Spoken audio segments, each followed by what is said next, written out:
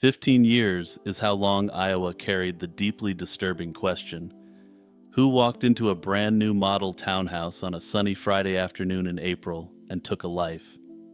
The answer, when it finally arrived in the spring of 2026, wasn't a name from any of the old theories. It was a 53-year-old woman from a quiet town about 40 miles northwest of the scene, a woman with almost no criminal record. This is the story of Ashley Oakland and the unraveling of one of the strangest cold cases Iowa has ever produced. But it's also the story of how this new arrest has led to far more questions than answers, and why, despite these new developments, this cold case mystery still potentially remains unsolved. Ashley Oakland was born on the 30th of December, 1983, in Ames, Iowa. She grew up in Kelly, a speck of a town in central Iowa with a population that hovers around 300 people. She bounced from the University of Northern Iowa to Iowa State, where she picked up a bachelor's degree in exercise science in 2006. Ashley started off her career in real estate the following year, joining a real estate agency in Des Moines. She spent a stretch at Century 21, and then in 2010, she signed on with Iowa Realty, the biggest brokerage in the state. Within a year, she had earned the sort of positive reputation that matters in a relationship-based business. She was the agent who returned your voicemails and emails, volunteered in the community, and who seemed like a genuinely positive person. She had a long-term boyfriend named Eric, and the two of them shared a house in West Des Moines with their scruffy little dog named Indy. People who knew them expected an engagement eventually, maybe within a year, maybe two. She was 27 years old, she was good at her job, and the worst thing anyone could say about her was that she was a little too eager to succeed. The address at 558 Stone Creek Court was the kind of place you'd drive past without noticing. The developer of the townhomes was a company out of Minnesota called Rotland Homes, a builder that had spent the previous 3 years watching its sales dry up in the housing crash. One of the tactics brokerages use when new construction isn't moving is to stage a model unit and rotate agents through it on weekends. That way, there's always a smiling face inside when a curious potential buyer wanders in off the street. On Friday, April 8th, 2011, that smiling face happened to belong to Ashley, and she was ready to sell. Her car was parked out front, with signs on the corners of the subdivision pointing passing drivers toward the unit. The door was unlocked. Anyone could walk in as they pleased, and that was the point. Shortly before 2 in the afternoon, she sent an email. She sent a text to a friend. Neither of them had any whisper of stress or fear in them. She was making small talk with a friend about weekend plans. By every detail investigators later reconstructed, she was doing what she'd done on 100 other open houses, and she was completely alone in the building. At some point, not long after 2 o'clock, the front door opened and someone walked in. Whoever it was, Ashley would have greeted them the way she greeted every walk-in, with a smile and a handshake. She may have asked a polite question about whether they were in the market or just browsing. What she didn't do, and this is one of the few things the scene made absolutely clear, was fight back. In the townhouse right next door, a woman who shared a wall with the model home heard a pair of noises, 2 heavy thuds, maybe 3 or 4 seconds apart, loud enough to make her stop what she was doing and pull her over to the window of her upstairs bedroom.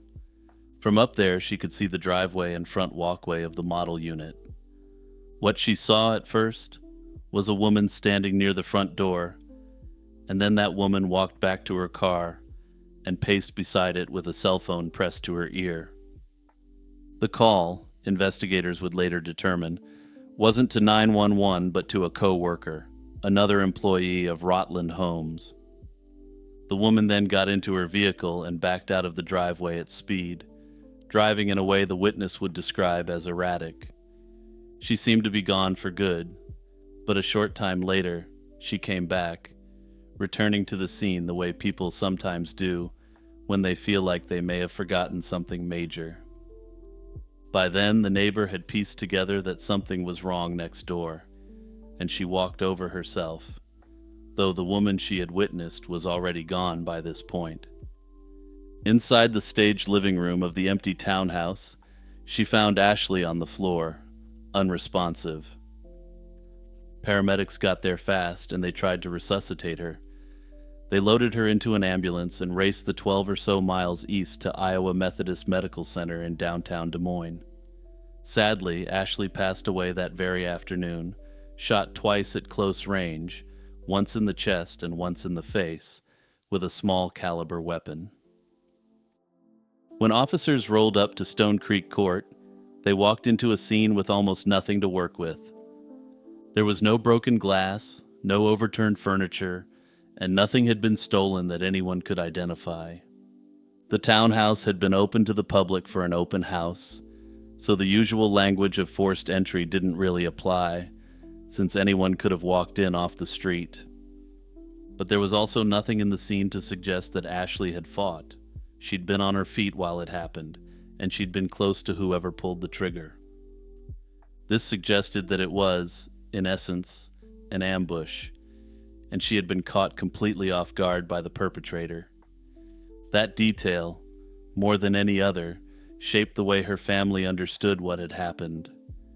Her mother gave an interview to a local station about 6 weeks later, and said the thing she kept coming back to was the quietness of the scene. Ashley, she said, was the kind of person who trusted people on instinct. If someone had walked up and said hello, she'd have flashed that warm real estate smile and welcomed them in. Her mother's best guess was that her daughter had looked up, offered a smile, and it had ended there. The West Des Moines Police Department didn't waste any time putting out a public plea, and within days they had hundreds of tips and dozens of officers working the case full-time. In the first several months, detectives contacted more than 400 people and conducted dozens of interviews. By the 10-year anniversary, that number had ballooned to 500 people interviewed, yet none of them ever added up to probable cause. Early on, one witness account pulled the investigation in a particular direction, which, as we will see, appears to be incorrect based on the recent arrest.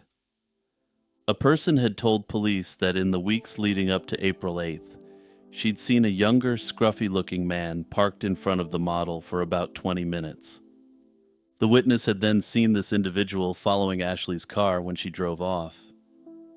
The vehicle the witness described was a black SUV, possibly a Cadillac Escalade, though it couldn't be said for certain. One cop told reporters he suspected the man might himself be someone inside the real estate industry, and he asked local agents to take a look around the office and help identify him. That thread was chased hard, but it never produced a name or any real leads. While this may seem like an artifact of the early investigation, for reasons that I'll explain in a bit, this unknown man may play a significant role in the defense theory at trial.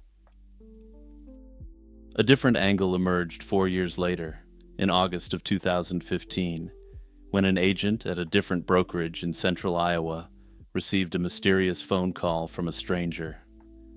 And bear with me here, because this sounds like something out of a local news report from the 90s. This real estate agent claimed that the mysterious stranger said her business card had been picked from a hat in some kind of gang initiation. That company canceled its open houses that day out of an abundance of caution, and no incidents connected to the call were ever reported. Police never publicly connected that call to Ashley's case, but the two stories got braided together in the public imagination, and the gang initiation theory developed a life of its own for years. There were other dead ends too, though these were more credible. Investigators pulled cell phone tower data from the stretch of street where the crime occurred. They ran the shell casings against state and federal ballistics databases without a hit. They chased men with local arrest records for violent offenses, and they asked Ashley's co-workers whether she had ever mentioned a difficult client. They even had agents from the Iowa Association of Realtors quietly comb the industry for any hint that a fellow realtor had behaved oddly in the days after the 8th of April. For almost 15 years, the person now allegedly responsible for ending Ashley's life was walking around in plain sight. She wasn't hiding in another state. She wasn't using an alias. She was driving the same streets, attending the same industry functions, and showing up for work on Monday mornings. Her name was Kristen Ramsey, and she had joined Rutland Homes' Iowa division in 1997, about 14 years before Ashley's death. By April of 2011, her title at the company was a combination of administrative assistant and sales manager. The model home at 558 Stone Creek Court was part of a subdivision her employer was trying to sell, and she had been in and out of that unit more times than anyone could track. On paper, Ramsey was the last person anyone would have flagged, and I may shock you here, but she most likely wasn't taking part in a gang initiation of any kind. She was married, and her husband ran a small concrete and snow removal business in a nearby city. She had no meaningful history with the police beyond a single speeding ticket from 2001, and she fit no meaningful profile of the person who may have done this. And yet investigators had been looking at her quietly for years. The witness who had heard the two thuds had seen her that afternoon, pacing on a cell phone outside the front door. Police had interviewed Ramsey multiple times across the 15 years. Her account of what she'd been doing on April 8, 2011, reportedly hadn't stayed consistent from one interview to the next. Investigators had executed a search warrant at her home in May of 2011, less than a month after the slaying, and noted weapons, substances, and signs, allegedly advocating violence.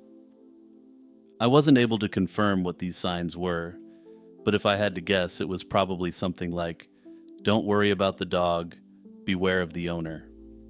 They executed a second warrant at her property in the spring of 2026. For reasons the police have not explained publicly, that early warrant and those early interviews didn't produce an arrest in 2011. Court filings years later suggest they had pieces, but not the shape of the whole, since what the witness had actually described seeing that afternoon was, plainly, extraordinary. A woman at the front door of a crime scene, on the phone to a coworker rather than to 911, tearing away from the scene, then circling back. It would be easy to assume she'd been cleared in 2011 because she'd claimed to be checking on the property in a work capacity. It would be equally easy to assume the investigators simply couldn't close the distance between suspicion and evidence. On the 17th of March 2026, a Dallas County grand jury returned an indictment. Later that same day, West Des Moines officers drove out to Woodward and arrested Kristen Ramsey without incident. What specifically broke the case loose after 15 years, investigators wouldn't say, citing the need to protect the coming trial. Ramsey has pleaded not guilty, and her defense has begun the slow work of pushing back on the state's case. They claim they will be filing motions, alleging that prosecutors cherry-picked the evidence they presented to the grand jury. They also claim that some evidence from the 2011 investigation has been lost or destroyed during the long years between the slaying and the arrest. The case is now a new kind of mystery, and it remains uncertain if the allegations made against Ramsey will be proven or not. Currently, no theory of why a long-tenured Rutland Homes employee would have chosen that afternoon, that model home, and that young realtor has been offered on the record. The only slight clue offered is that the police have said they don't anticipate additional arrests. Whether the state can prove what it believes about Kristen Ramsey, whether a jury agrees with the indictment, whether a motive is ever named, all of that lies on the other side of a trial. And that's where the story sits now, somehow just as much of a mystery now as before the arrest occurred. This case could fall apart in a few very real ways, at least based on the evidence as we currently have it. On paper, Kristen Ramsey being seen outside the model home doesn't look great, but being present isn't the same thing as being involved, and her defense is going to hammer that distinction hard. They'll likely argue that the state has built a narrative that makes Ramsey's actions look unusual, but nothing more. There's also the matter of timing. The 15-year delay is a huge problem, and the longer a case sits, witnesses become less reliable, and little inconsistencies start to matter a lot more. If jurors think investigators had their eye on Ramsey early, but still couldn't make the case in 2011, that can create real doubt about why they're suddenly confident now. I suspect that the witness who claims to have seen Ramsey outside the site when the attack happened will also face very intensive cross-examination. There will be serious questions about how this witness positively identified Ramsey, and if this witness wasn't simply confused on the timeline in some way. After all, we know that Ramsey was coming to the site on work duties fairly often, and if the timeline is even slightly off, it could all fall apart under cross-examination. That, of course, assumes that there hasn't been any new bombshell evidence found, though I suspect if there was, this may have been publicized. The defense, for its part, already seems ready to attack the investigation itself. If they can show prosecutors cherry-picked evidence for the grand jury, or that important evidence was lost or destroyed over the years, that could seriously undermine the state's case. Jurors don't need to believe Ramsey is innocent, they just need to believe that the state hasn't proven the case against her beyond a reasonable doubt. I suspect that's where the initial investigative failure into the man in the SUV who was staking out the site will come into play.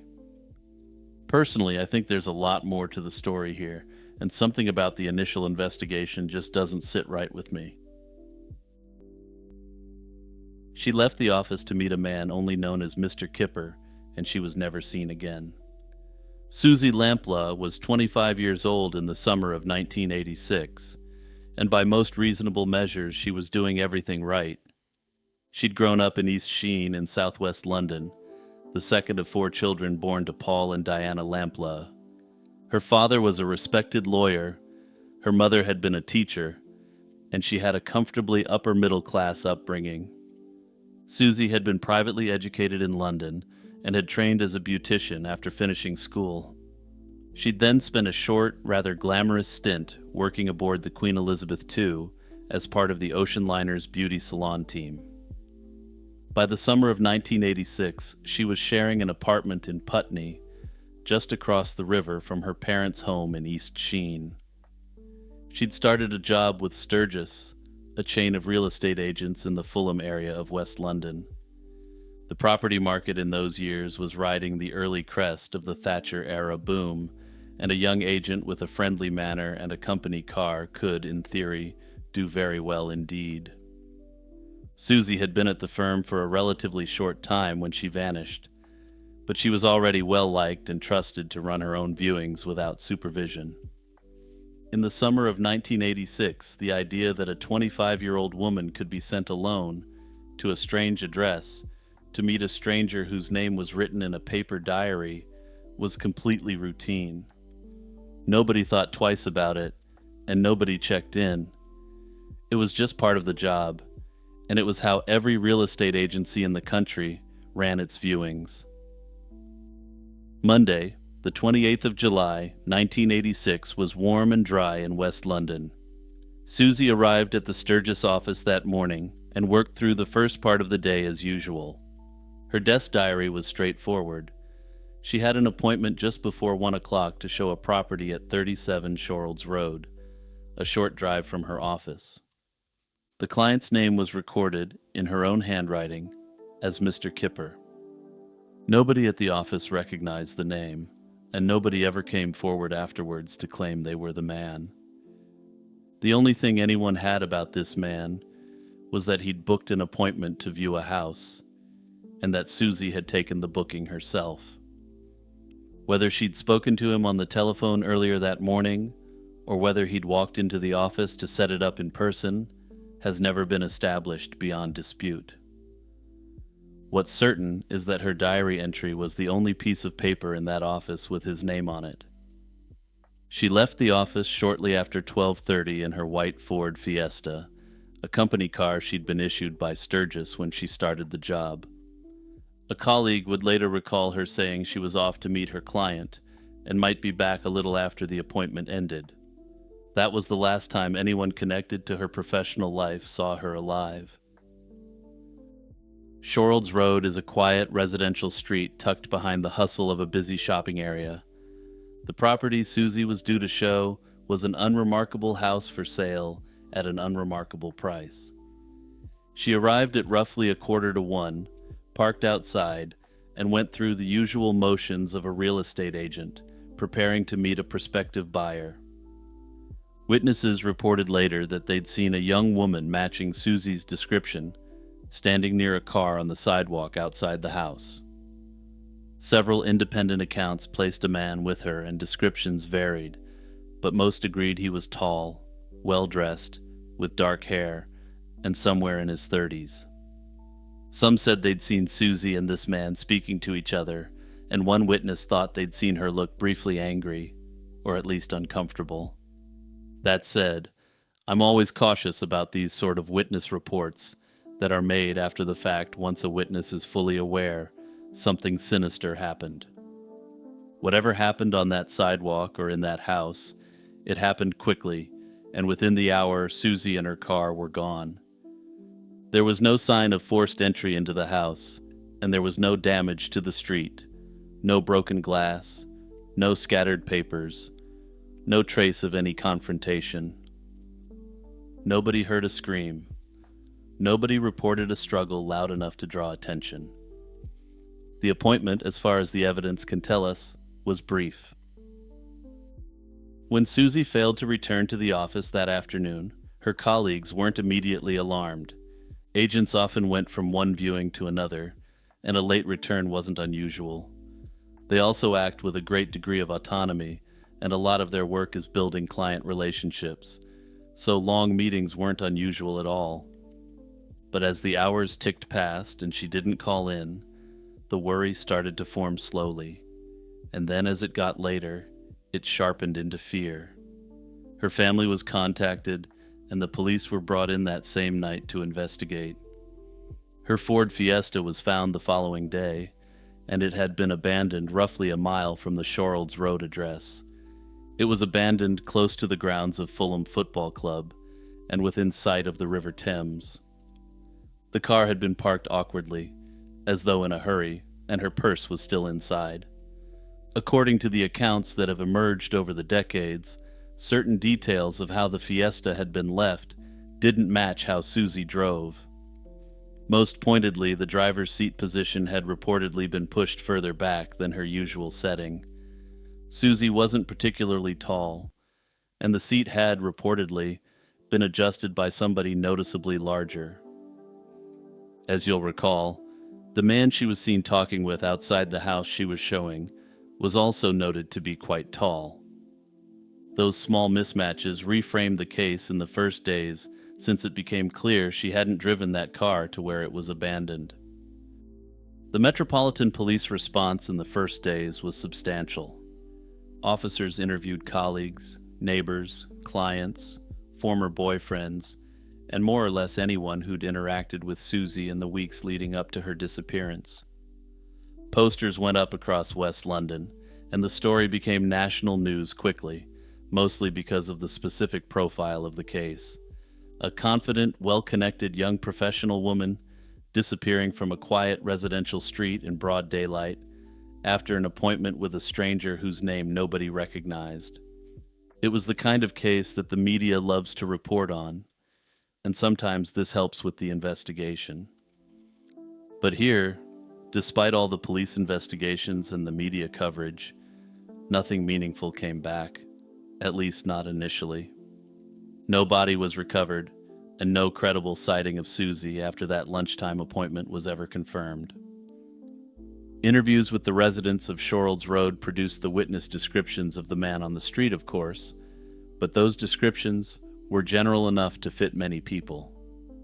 The man called Mr. Kipper had left no trace beyond that one handwritten line in a diary. Police even attempted to find unidentified fingerprints in the house to link them to Kipper, but the fact that the house was being shown to so many people complicated this effort. In the present day, London has an extensive system of surveillance cameras, but in 1986 there were almost none, so that wasn't an option. He hadn't, so far as anyone could tell, ever made another call to any real estate agents about any other property. Whoever he was, he'd planned the encounter carefully enough to leave almost nothing behind. Within a few weeks, the active phase of the investigation began to slow, and the case ended up going cold, at least for a time.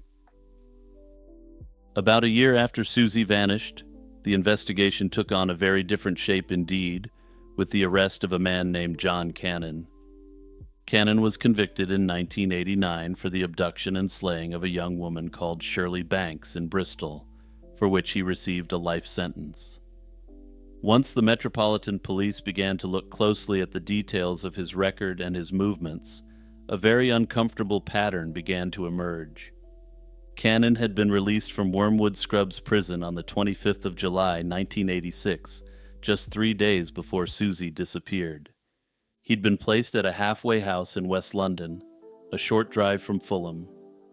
He'd previously served time in connection with violent offenses against women, and he was, by every serious assessment of his profile, a dangerous and predatory offender.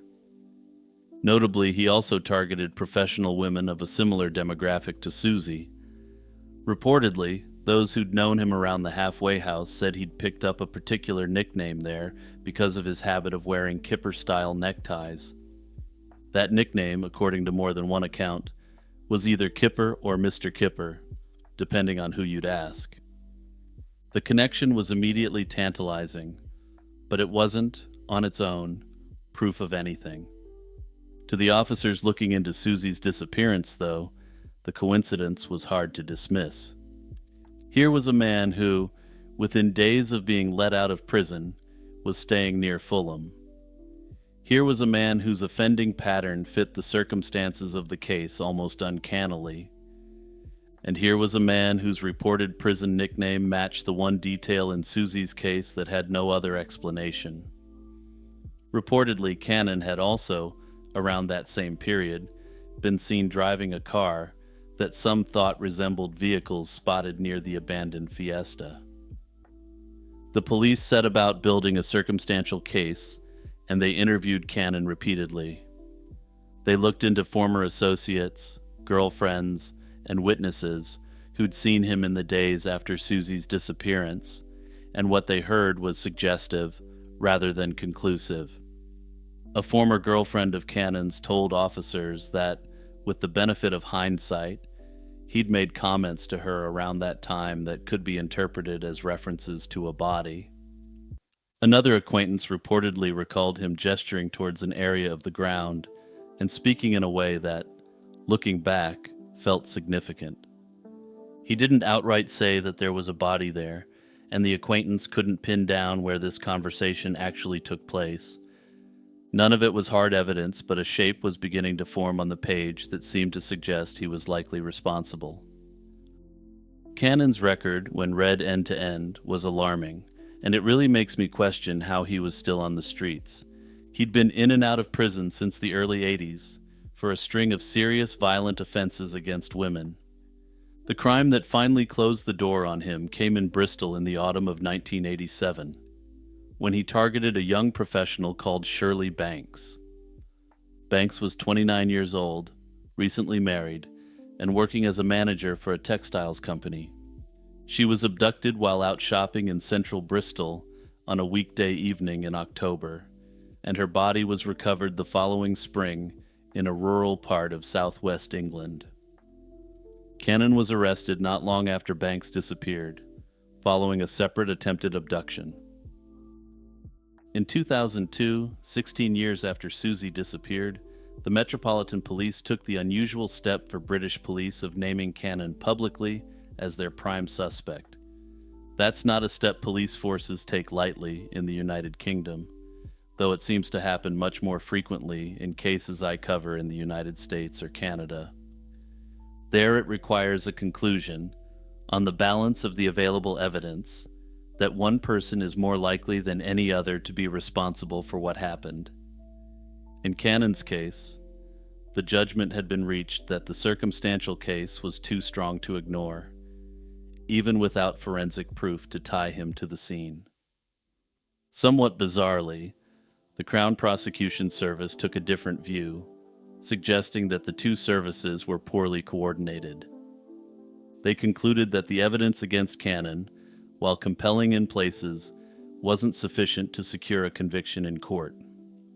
Without a body, without forensic material, without a witness who could place him with Susie at the critical moment, a jury couldn't be asked to convict beyond a reasonable doubt. Cannon, for his part, has always denied any involvement in Susie's disappearance.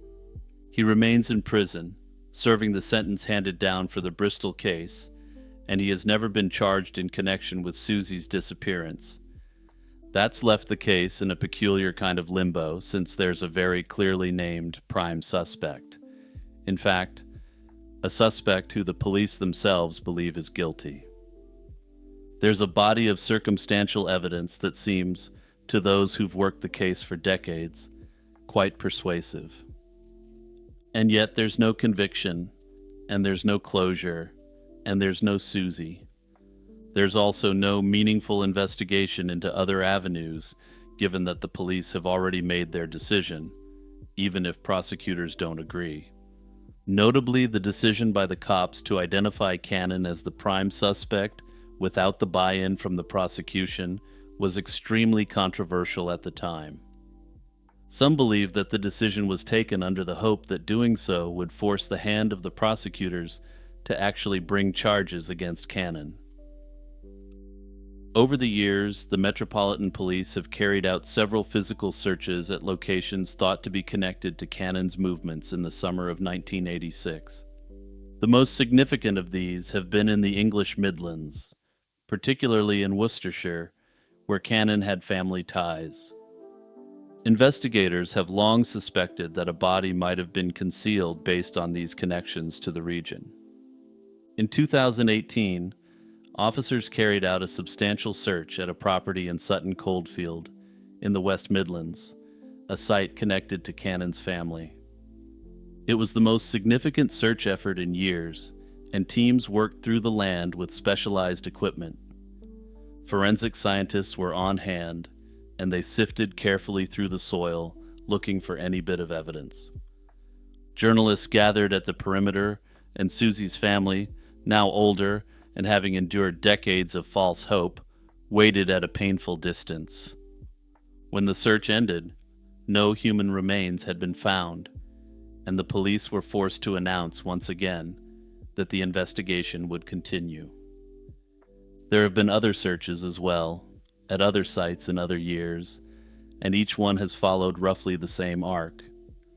There's a credible tip, or a renewed line of inquiry, then a physical excavation, and then a period of waiting, followed by a disappointing result.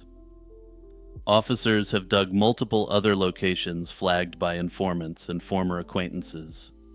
Each search has been an enormous undertaking, involving specialist teams, ground-penetrating radar, and sometimes weeks of careful manual excavation, all with nothing.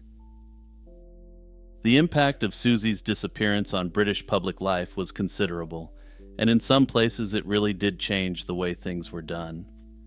The Susie Lamplugh Trust, founded by her parents at the end of 1986, became one of the most influential personal safety organizations in the country.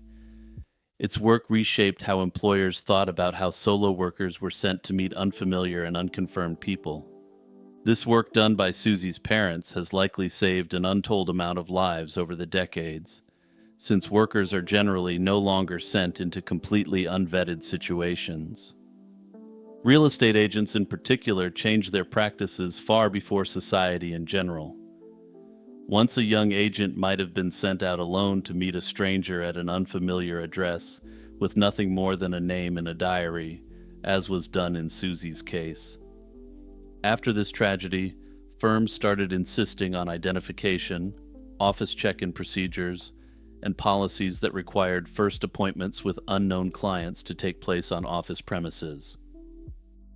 Over the years, there's been an immense amount of analysis of this case and all the theories surrounding what happened to Susie and who was responsible. Now, of course, the dominant theory, and the one held by successive teams of Metropolitan Police officers, is that Susie was abducted by John Cannon outside the property on Shorelds Road. However, alternative theories of various credibility have periodically surfaced over the years, and I think it's important to keep this in mind. While the case against Cannon does appear to be fairly strong, it's entirely circumstantial, and it could legitimately be a case where the police have laser focused on the wrong target. Some have suggested that the true offender was someone closer to Susie's personal or professional life.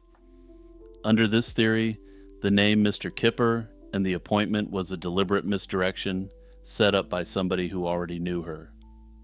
Others have raised the possibility that she was targeted by more than one person, or that she was moved across county lines by a criminal network rather than by a lone offender.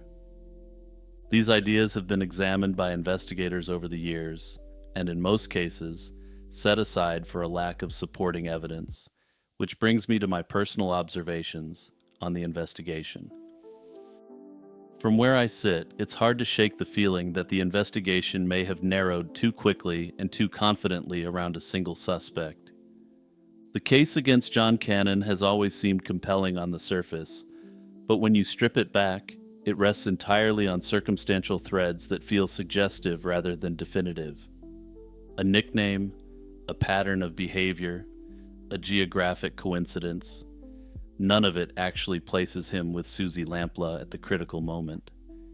What stands out more is what's missing, since there's no forensic evidence, and no confirmed witness who can firmly tie him to the scene. I also have to note that the individual who was seen with Susie was described as a tall man, which brings me to a serious problem with the Cannon theory. All evidence I can find suggests that John Cannon wasn't tall at all. Quite the contrary. The sources online vary regarding his height, but he's generally reported as being between 5'6" and 5'8", which puts him on the shorter end of average. Now, it's always possible that the witnesses may have been mistaken, or that he may have been wearing shoes that gave him a significant boost in height, but I find that fact odd. That said, the fact that Cannon looks almost exactly like the composite sketch put together with the help of witnesses mitigates this factor somewhat. I also think that the statements from his former girlfriend and his acquaintance could be somewhat problematic as well, and not because he didn't make them. It's possible that Cannon, who was clearly seeking to cultivate a reputation as an extremely dangerous person, was casually hinting at crimes he didn't commit. At any rate, over time, it feels like the Cannon theory hardened into certainty in the minds of investigators and the public. Once that happened, other possibilities may not have received the same level of scrutiny. That said, even given these issues, I do think the circumstantial case against him is fairly strong, and that's why there's been so much effort to find her body. If her remains were ever recovered, especially in a location with any degree of connection to Cannon, that would almost certainly force the prosecution's hand. As of today, Susie is still formally a missing person, although she was declared legally deceased in 1993 at her family's request, exactly 7 years after her disappearance. John Cannon, for his part, remains in prison in England, still denying any involvement, and while he is currently serving life behind bars, he's now technically eligible for parole. Cannon isn't in a situation where he's been locked away with the key thrown away, so he still has an incentive to maintain the facade of innocence if he is indeed guilty. For 29 days in the spring of 1992, a predator walked into small shops along a 1,000-mile stretch of Interstate 70 and committed ruthless acts for no apparent reason. 6 clerks at 5 crime scenes, all bound together by a thin stranger with sandy hair and a rare weapon, and that was it. Then he stopped cold, and more than 30 years later, he still hasn't been found. Robin Fuldauer was 26 years old and working alone at a Payless shoe store on Pendleton Pike in Indianapolis. It was Wednesday, April 8, 1992, and business was slow. Around 1:30 in the afternoon, a man walked in. He waited until she turned her back, took her into the stockroom, and shot her once in the back of the head with a .22 caliber. The register was barely touched, and whoever had done it left with less than $100 in cash. Detectives found a single spent casing and not much else, and for a few days, it looked like a botched robbery, strange and disturbing, but not unprecedented by any means. Nobody watching the scene that afternoon could have guessed that the man who'd done it was already heading west across the plains, and that he'd do it again within 72 hours. 3 days later, on April 11th, the unknown man walked into a bridal shop called La Bride d'Elegance on East Kellogg in Wichita. Inside were 2 women, Patricia Magers, the 31-year-old woman who owned the place, and Patricia Smith, 23, who worked there part-time. Both were shot in the back of the head with the same caliber weapon as in the previous attack, and again the register was mostly ignored. This time 2 spent casings sat on the floor, and within days, forensic scientists in Wichita compared the casings to the one from Indianapolis, and the marks on the brass lined up. It was the same weapon, twice in 1 week, about 685 miles apart. Wichita police actually caught a break of sorts. The bridal shop normally closed at 6, but that day a customer had called asking the women to stay late. He'd forgotten an accessory for his tuxedo and wanted to swing by a bit late. By the time he got there, both women were already deceased in the back room, and he walked straight into the killer. The stranger had a weapon that the customer described as looking something like an Uzi. He told the customer to follow him to the back, and when the customer refused, the perpetrator simply told him to leave. The customer sat down with police that night and gave them the face that would form the basis for the composite sketches. The predator was a thin white male, 5'7" or 5'8", with sandy blonde or reddish hair and heavy drooping eyelids. By the time the sketch hit the papers, the man was already somewhere back on the highway, and the pattern had only just begun to form. On April 27th, the maniac drove east back into Indiana, and he ended up at a small storefront called Sylvia's Ceramics in Terre Haute.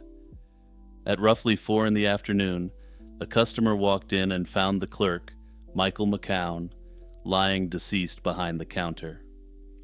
McCown was 40 years old, and he's often described as the only male victim, which is accurate but potentially a little misleading. McCown wore his hair long and wore earrings, and from behind, investigators believe that the predator may have mistaken him for a woman. If this theory is correct, he figured out his mistake only after the fact. McCown's wallet was taken, and it's estimated that there was less than $50 inside, again confirming robbery couldn't have been the primary motive. The same casing from a .22 lay on the ground, which was again tied back to the other attacks. Sylvia's Ceramics sat barely a block from Interstate 70, and here's the detail that started to spook detectives. Every scene had been within easy reach of the interstate, and the shooter had already shown he'd cover hundreds of miles in a matter of days to do this again. The problem with this, for public safety purposes, was that the potential targets likely included tens of thousands of businesses.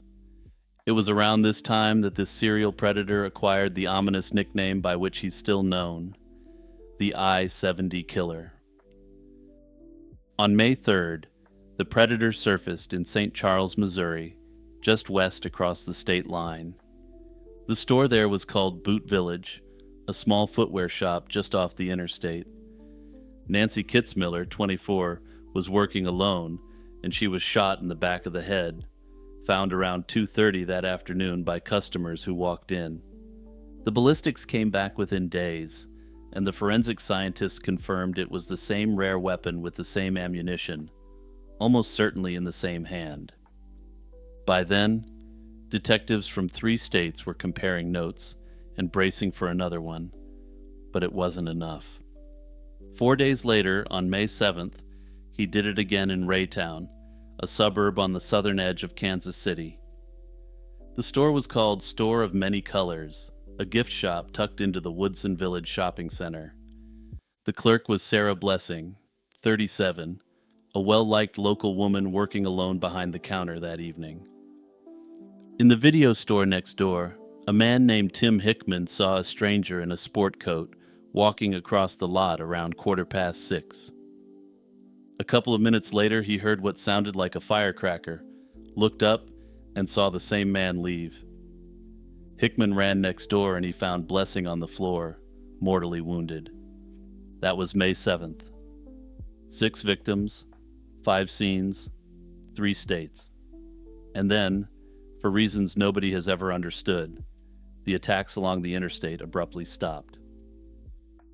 One thing tied every scene together, and it wasn't just the geography surrounding the interstate system, it was the weapon.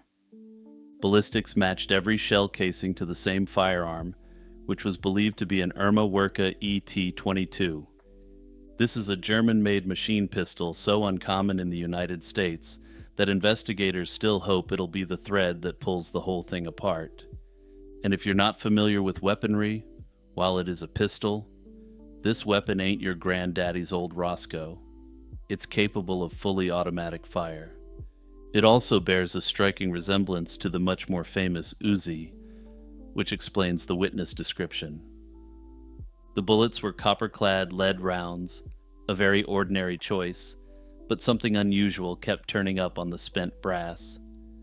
There were tiny traces of jeweler's rouge, a fine red polishing compound used in metalwork and optics.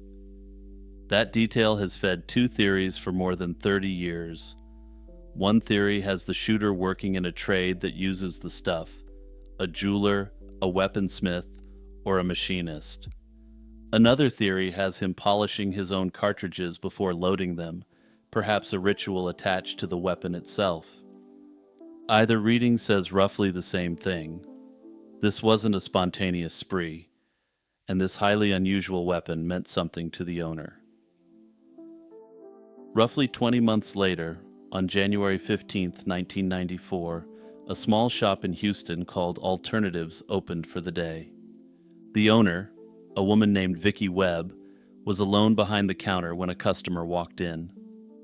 She later described him as a short man, bow-legged, with long shaggy blonde hair and tanned skin, wearing an old-fashioned cardigan. He asked a lot of questions about traffic patterns on the street outside, and said he was waiting to meet his niece. Webb turned to check something on the counter, and he pulled out a weapon and started blasting, striking her in the back of the neck.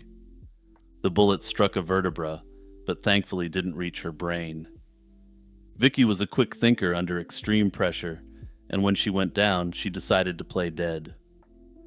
But despite her quick thinking, what happened next was a psychological nightmare of unparalleled proportions, combined with what seems to be some sort of divine intervention. He dragged her body behind the counter, crouched over her, and pressed the barrel against her forehead. Vicki was fully aware of what was happening, but stayed perfectly still, not letting on at all that she was still alive. Then, this absolute psychopath pulled the trigger with the barrel stuffed right into her forehead. But, as it turns out, it wasn't Vicki's time to go. The weapon jammed, and the predator began to laugh like a maniac, in a way that Vicki described as being genuinely cruel. And then, just like that, something outside spooked him, and he ran, and Vicki survived. Ballistics later excluded her shooting from the 1992 cases, which means either it wasn't the same man, or he'd swapped weapons. Some investigators still believe it was him, and the description fits, but the evidence never closed the loop. A 2021 age progression placed him, if he's still alive, somewhere between 52 and 70, and provided 2 updated sketches. In the same year, a St. Charles police captain pulled together a task force linking all the relevant local forces, plus federal agencies, to reopen the file. The purpose is to look at all the evidence from the cold case once again, but this time with modern forensic tools. A detective was assigned to the task force full-time, and evidence went out for testing in 2022, though the exact nature of what was sent out still isn't clear. Results have reportedly come back, though investigators haven't said publicly what those results show.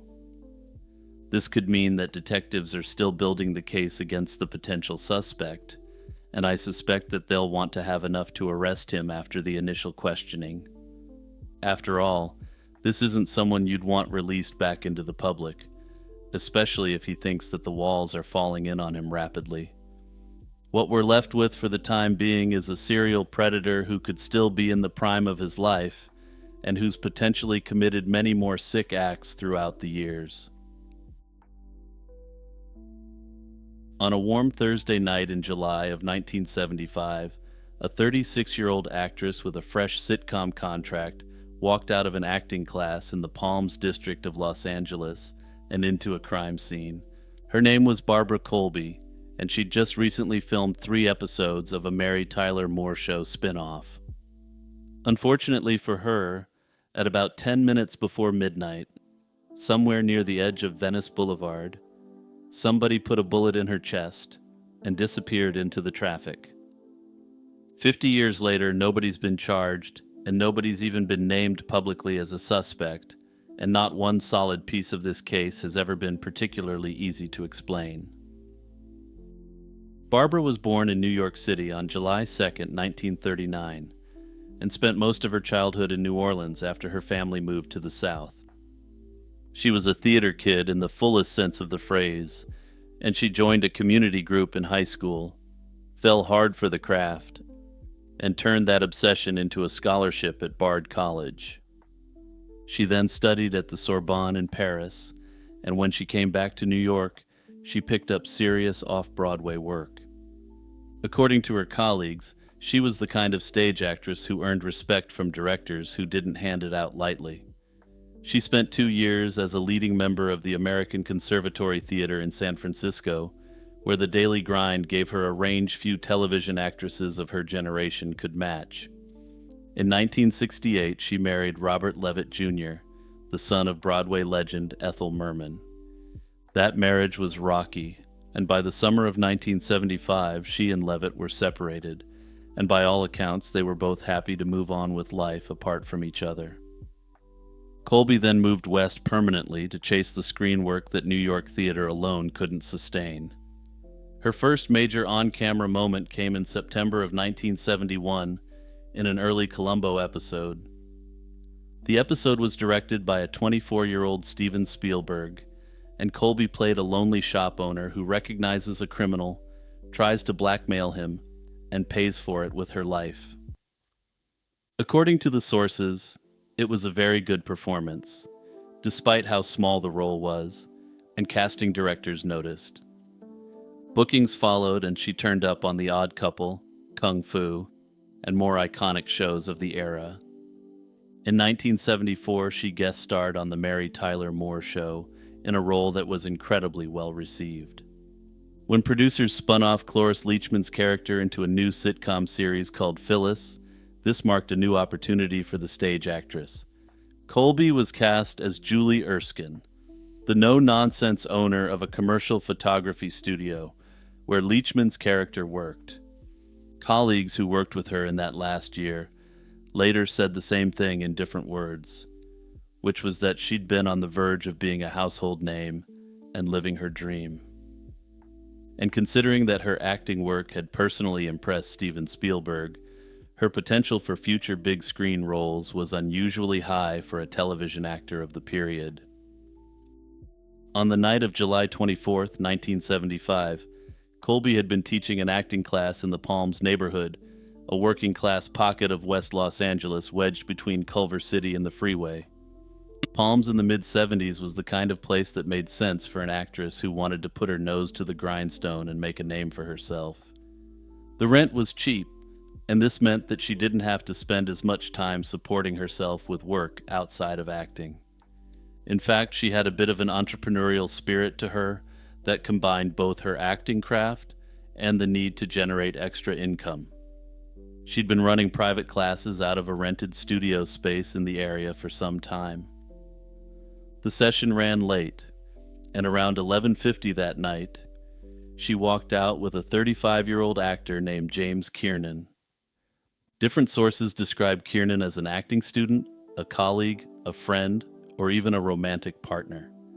The precise nature of their relationship isn't clear from the surviving record, but what's certain is that the two of them left the building together and crossed a parking area toward her car. Two men were waiting near a light-colored van, and according to what Kiernan told responding officers in the minutes after the attack, they didn't attempt to conceal their identity. They didn't demand a wallet or a purse, and in fact, they didn't say anything at all. They simply approached at close range, and then, for reasons which remain a total mystery, one of the men started firing on Colby and Kiernan.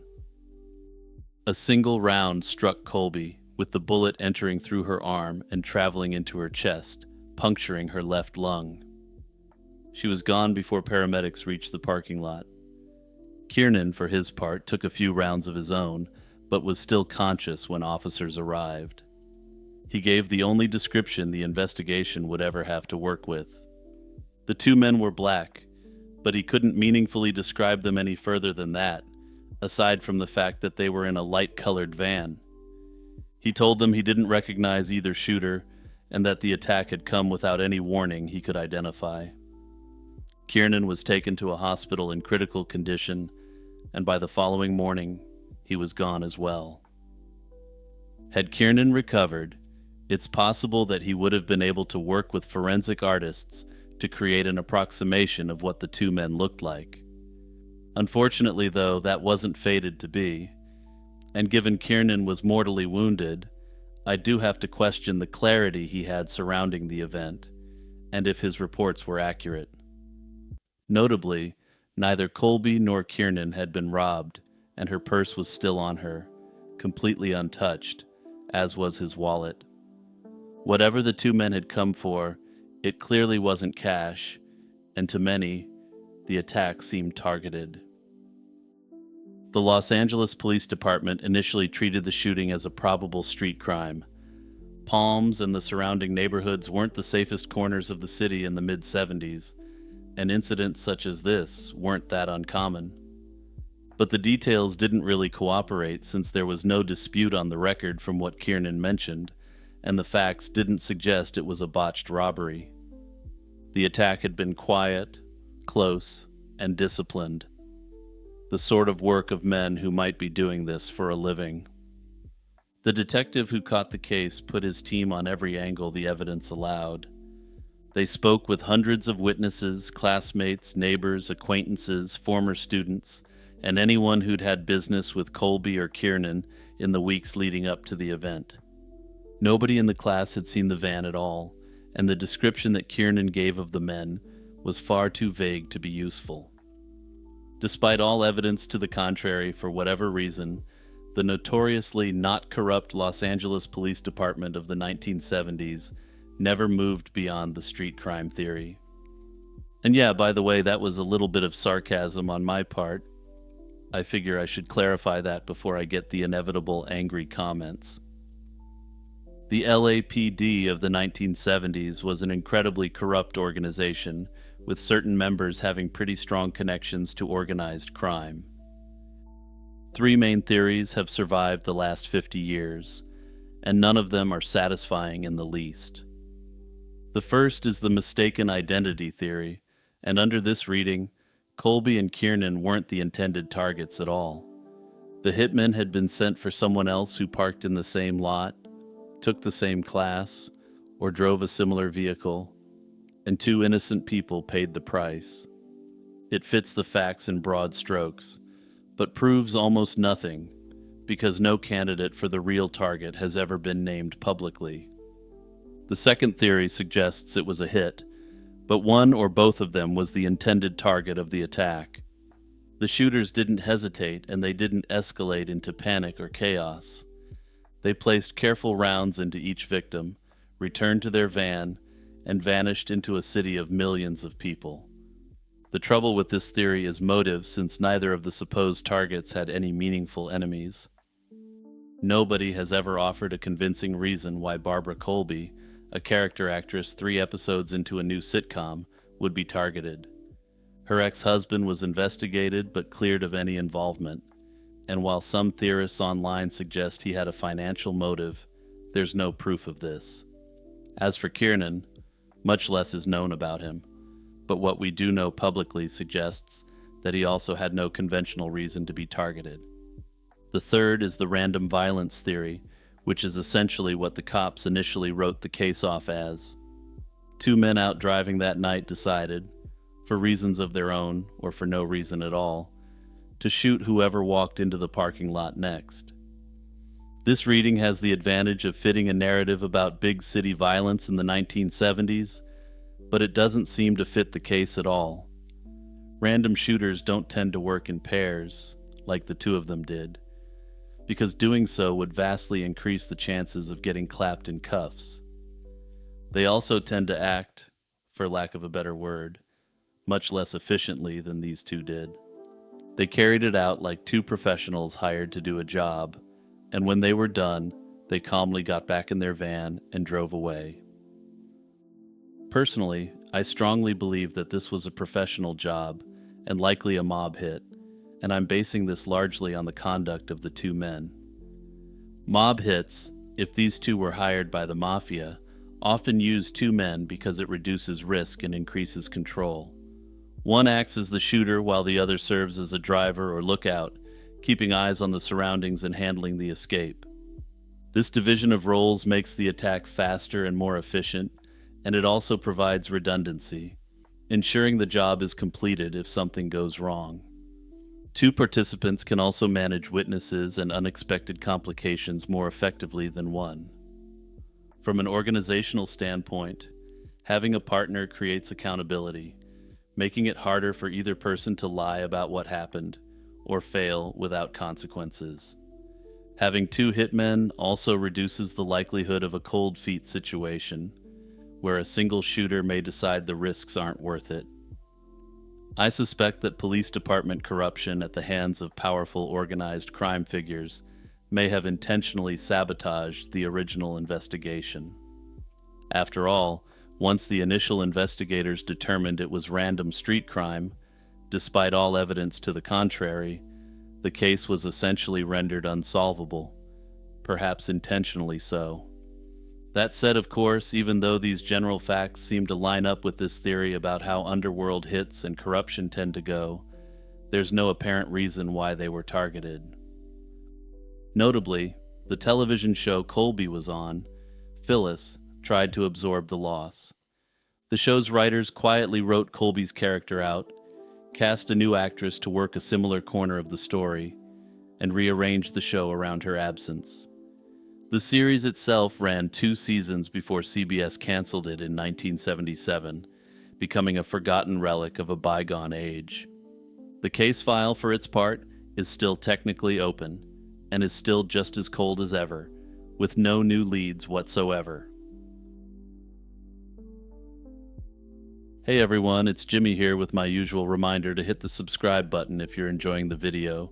Also remember to hit the share button and send my content to your friends and family members that enjoy true crime and mysteries. Roger Ellis was born in October 1954 in Wisconsin Rapids, a paper mill town tucked along a bend of the Wisconsin River. He grew up with younger siblings in a household that, by every available account, was perfectly ordinary.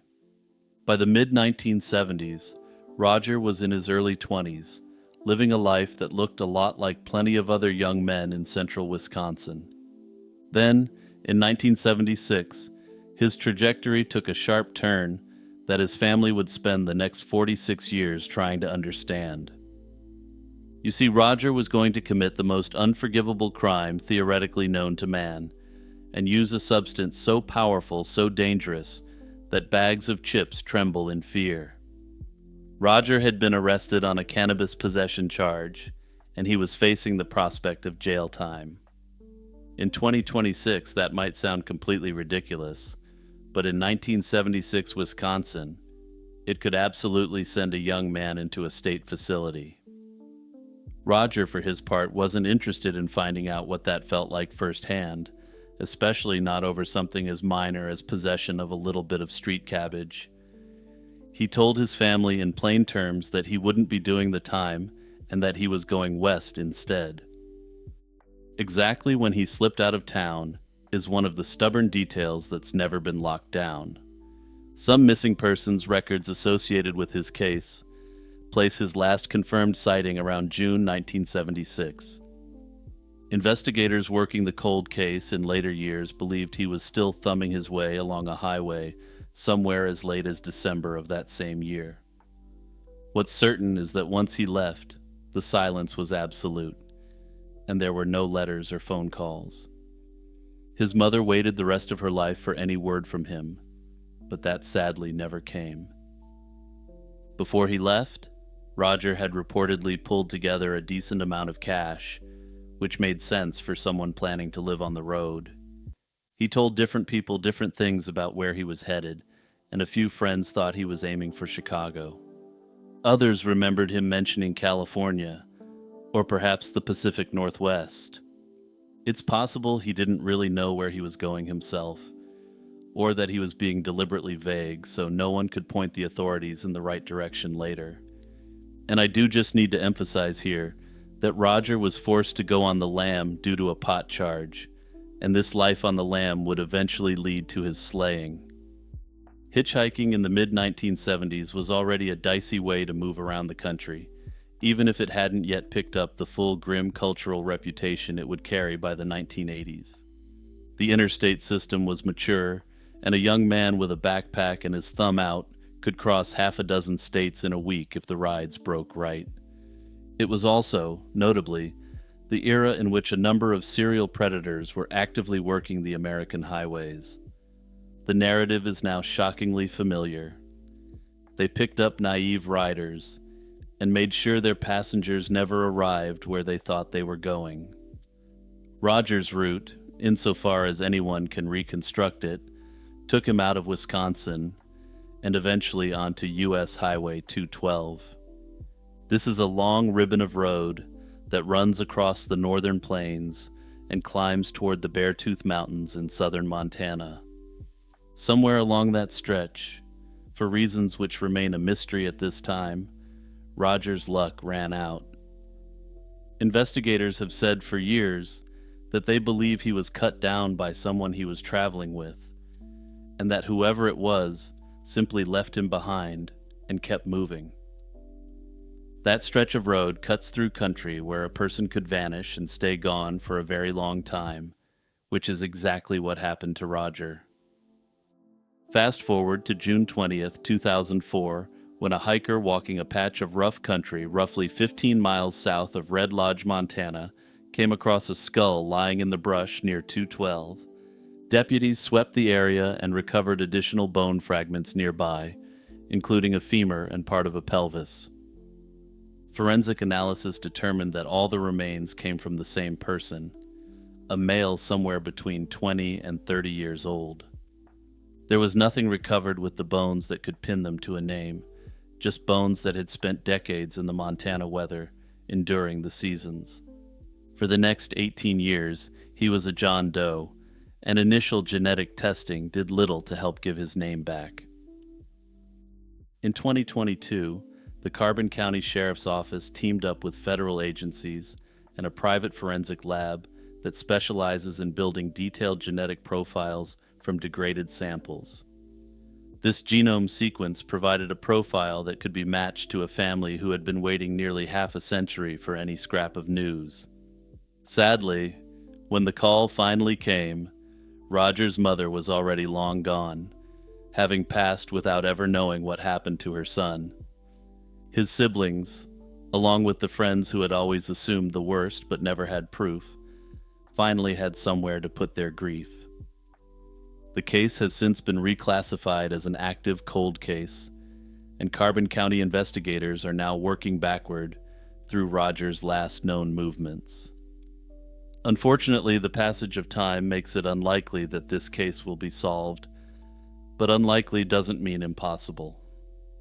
It's possible that with enough publicity, someone will recognize Roger and remember who he was traveling with in his last days. Even a single thread like that may be enough to crack open a case like this that currently looks extremely difficult to solve. Somewhere in the interior of Antarctica, more than 800 miles from the nearest coast, a rope ran between two buildings.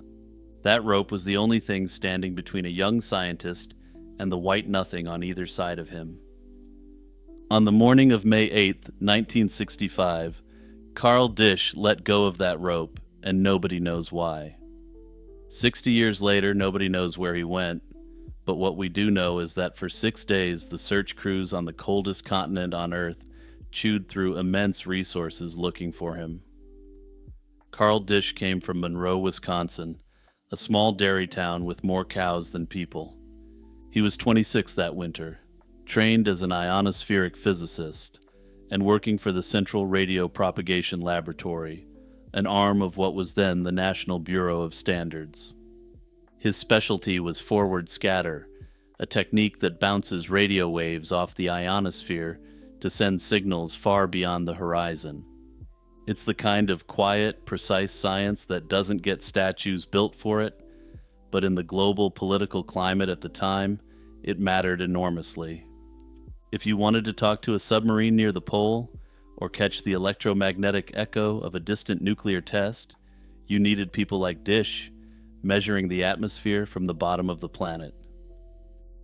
Wintering in the Arctic meant two things: a small team of scientists and Navy support staff, and a long stretch of months in which no aircraft could come in or out. If something went wrong, you were on your own until spring, and Dish had signed on for that. That winter, for him, that meant he wasn't going to be seeing much except for Byrd Station. It was named for famed Admiral Richard Byrd, and the base sat at roughly 80 degrees south, deep in the West Antarctic interior. It was at an elevation where the air was thin, the sky was frequently gone, and the sun wouldn't rise again for months.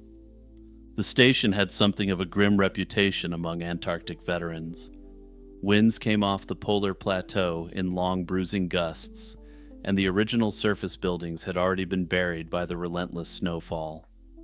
By 1965, a replacement complex had been tunneled below the ice, essentially a series of corrugated steel arches running beneath the surface. This linked dormitories, a mess hall, the power plant, and the science buildings to one another. What you saw above the surface was just a few antennas, vent pipes, and the glint of a radio mast. Roughly 1.25 miles from the main camp sat the Radio Noise Laboratory, a small outbuilding where Dish ran his forward scatter experiments. The two structures were linked by a taut safety line, a hand rope you were supposed to grip tight with a mittened fist, step by step, through whatever the weather threw at you. The morning Dish disappeared. The weather was bad, but nothing incredibly unusual by the standards of the region. Station logs put the temperature near 44 degrees below zero and the wind around 30 miles an hour.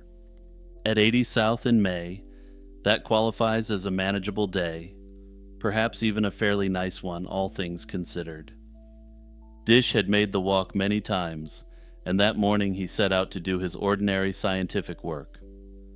Forward scatter experiments involve sending radio pulses at a low angle and listening for the faint reflections that come back after bouncing off the charged layers of the upper atmosphere. You need patience, good equipment, and long shifts alone in a quiet building, and Dish had stood those shifts all winter. He finished his at around 9:15 in the morning and clipped out into the dark for the trip back to the main complex, which was about 7,000 feet away through blowing snow. But here's the thing. Despite being well equipped and prepared for the journey, he never arrived back at base. Exactly what happened in the minutes after he shut the laboratory door is the central mystery of this case. The leading theory, and the one the authorities eventually settled on, is that Dish let go of the hand line, or was blown off it, and became disoriented within seconds. In that kind of whiteout, the ground and the sky are the same color, and you can pass within 10 feet of a building you know by heart and never see it. The best guess from those on site was that he'd turned in the wrong direction and simply started walking, hoping to reach the rope. When Dish failed to check in, the men at Bird did what you do in that environment. They went looking fast, because every minute at that temperature shaves your odds. The standard missing person drill at an Antarctic station is grim and efficient, as even small delays usually turn a rescue mission into a recovery. Radio operators tried to reach him on the handheld set he was believed to be carrying, but there was no reply. He hadn't been equipped with any form of emergency shelter, just a parka, mittens, and the tools of a physicist walking between two buildings. The station fired flares to mark its position against the dark sky, and they rigged extra floodlights anywhere the structures poked above the snow. Teams formed a human chain and swept outward, methodically walking the drifted surface where his prints seemed to lead. And for a while, they had a trail. Faint boot impressions ran out past the hand line, cutting at an angle, as if he'd overshot the main camp and kept going. But then the search party had to turn back due to the conditions, and by the time they returned, drifting snow had quietly erased the tracks, and with them, any chance of catching Carl downwind. Conditions only got worse, and over the following days the temperature fell to roughly 79 degrees below zero. The search stretched through from May 9th to May 14th, when, after 6 days with no sign of him, the search was officially called off. Dish was presumed to have perished of exposure somewhere on the plateau, and back in Monroe, a memorial service was held for a young man with no coffin to bury. The story might have ended there. It almost did, actually, but then things took a seriously bizarre turn. 6 years after he vanished, something strange started showing up in the message queue at McMurdo Station, the main American base on the Ross Sea in the Antarctic. The timing is worth noting, and by then, Dish had been missing for almost half a decade, and his case was solidly closed. During the long winter of 1971, the teletype at McMurdo's message center began printing short transmissions relayed through foreign Antarctic stations. They came in under a call sign that was supposedly Brockton Station, a small American outpost only manned for part of the year, and the sender claimed to be Carl Dish. He claimed to be alive, and he was writing in the first person, and for the men wintering over at McMurdo that year, the transmissions became an obsession. By some accounts, the author described walking away from Bird on purpose, framed himself as someone who'd rejected the ordinary world, and made references to his own youth. The messages ran for weeks, reprinted more or less as a curiosity in McMurdo's internal newsletter, and then stopped abruptly around the time flights resumed in the spring. No one was ever identified as the sender, and officially the transmissions were dismissed as a hoax. There are good reasons to think that's right, since nobody survives 6 years alone on the Antarctic plateau without resupply. Further, the call sign used belonged to a station that couldn't plausibly have been operating in deep winter. The messages also had a theatrical, confessional tone, more suited to a bored radio operator with a dark sense of humor than a man clinging to life. Somebody wanted the story reopened, and they had a working inside knowledge of how U.S. military message traffic moved through the Antarctic. Whoever composed them knew enough about the station, the man, and the protocols to slip the messages into an official circuit. This has led some to theorize that it may have been possible that Karl Disch defected to the Soviet Union, that rather than perishing that day, he had somehow liaised with Soviet scientists or intelligence officials. Ultimately, though, while he would have been the sort of person the Soviets would have clearly welcomed with open arms, there are some serious problems with this theory. The closest Soviet base was over 1,000 miles away over terrain that was virtually completely impassable. There was also no signs whatsoever that Karl had any Soviet sympathies or was unhappy with his life in America. Another variant on this theory suggests that Karl was perhaps abducted on the journey back, but again, there's simply no evidence for this, and the distances and the geography don't make sense. If we remove the teletype narrative from the picture and dismiss it as a hoax, what we're still left with is still deeply unsettling regardless. Karl was a bright young scientist who planned to walk a route he'd walked dozens of times, and he simply vanished into the wastes of the Antarctic. Somewhere out there, under 60 years of new snow and new ice, there's presumably the remains of a man in a parka, still waiting to be found and brought back home to America. She smiled and waved at her companion on the ridge, and then, in the space of the time it takes to boil a pot of water, Monica Reza simply wasn't there anymore. 5 minutes. That's the gap between the last photograph of her descending Mount Waterman and the moment her companion turned around to find an empty trail behind him. There was no sound, and no footprints leading away from the path, and nobody can explain how it happened. The morning of June 22, 2025 was, by every account, a normal one. Monica had recently scaled back her work in materials science and was spending more time on the things she loved. That morning, she'd joined 2 friends from her yoga community, a man and a woman who shared her interest in Vedic philosophy and the outdoors, for a route up Mount Waterman. The trailhead sits off Angeles Crest Highway, about an hour north of Los Angeles. It's a popular Sunday outing for hikers in Southern California who enjoy a fairly steep climb without committing to a full backcountry expedition. The trail runs through the San Gabriel Mountains, and Mount Waterman tops out around 8,000 feet. The group reached the summit and started down the West Ridge. According to the timeline that investigators later reconstructed using photo metadata, the descent was clipping along at a quick pace. From the peak, the trio covered a mile to their last group photo in 17 minutes. Then, in another 5 minutes or so, they pushed about a third of a mile farther to a turn in the ridge. At that turn, the lead hiker, the male companion, says he called back to Reza to flag the change in direction of the path.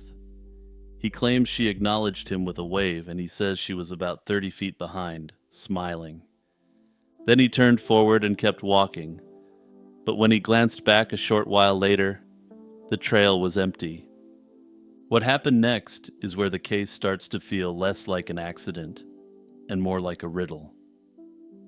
The companion told investigators that he then began running on the terrain to find her, which is itself unusual.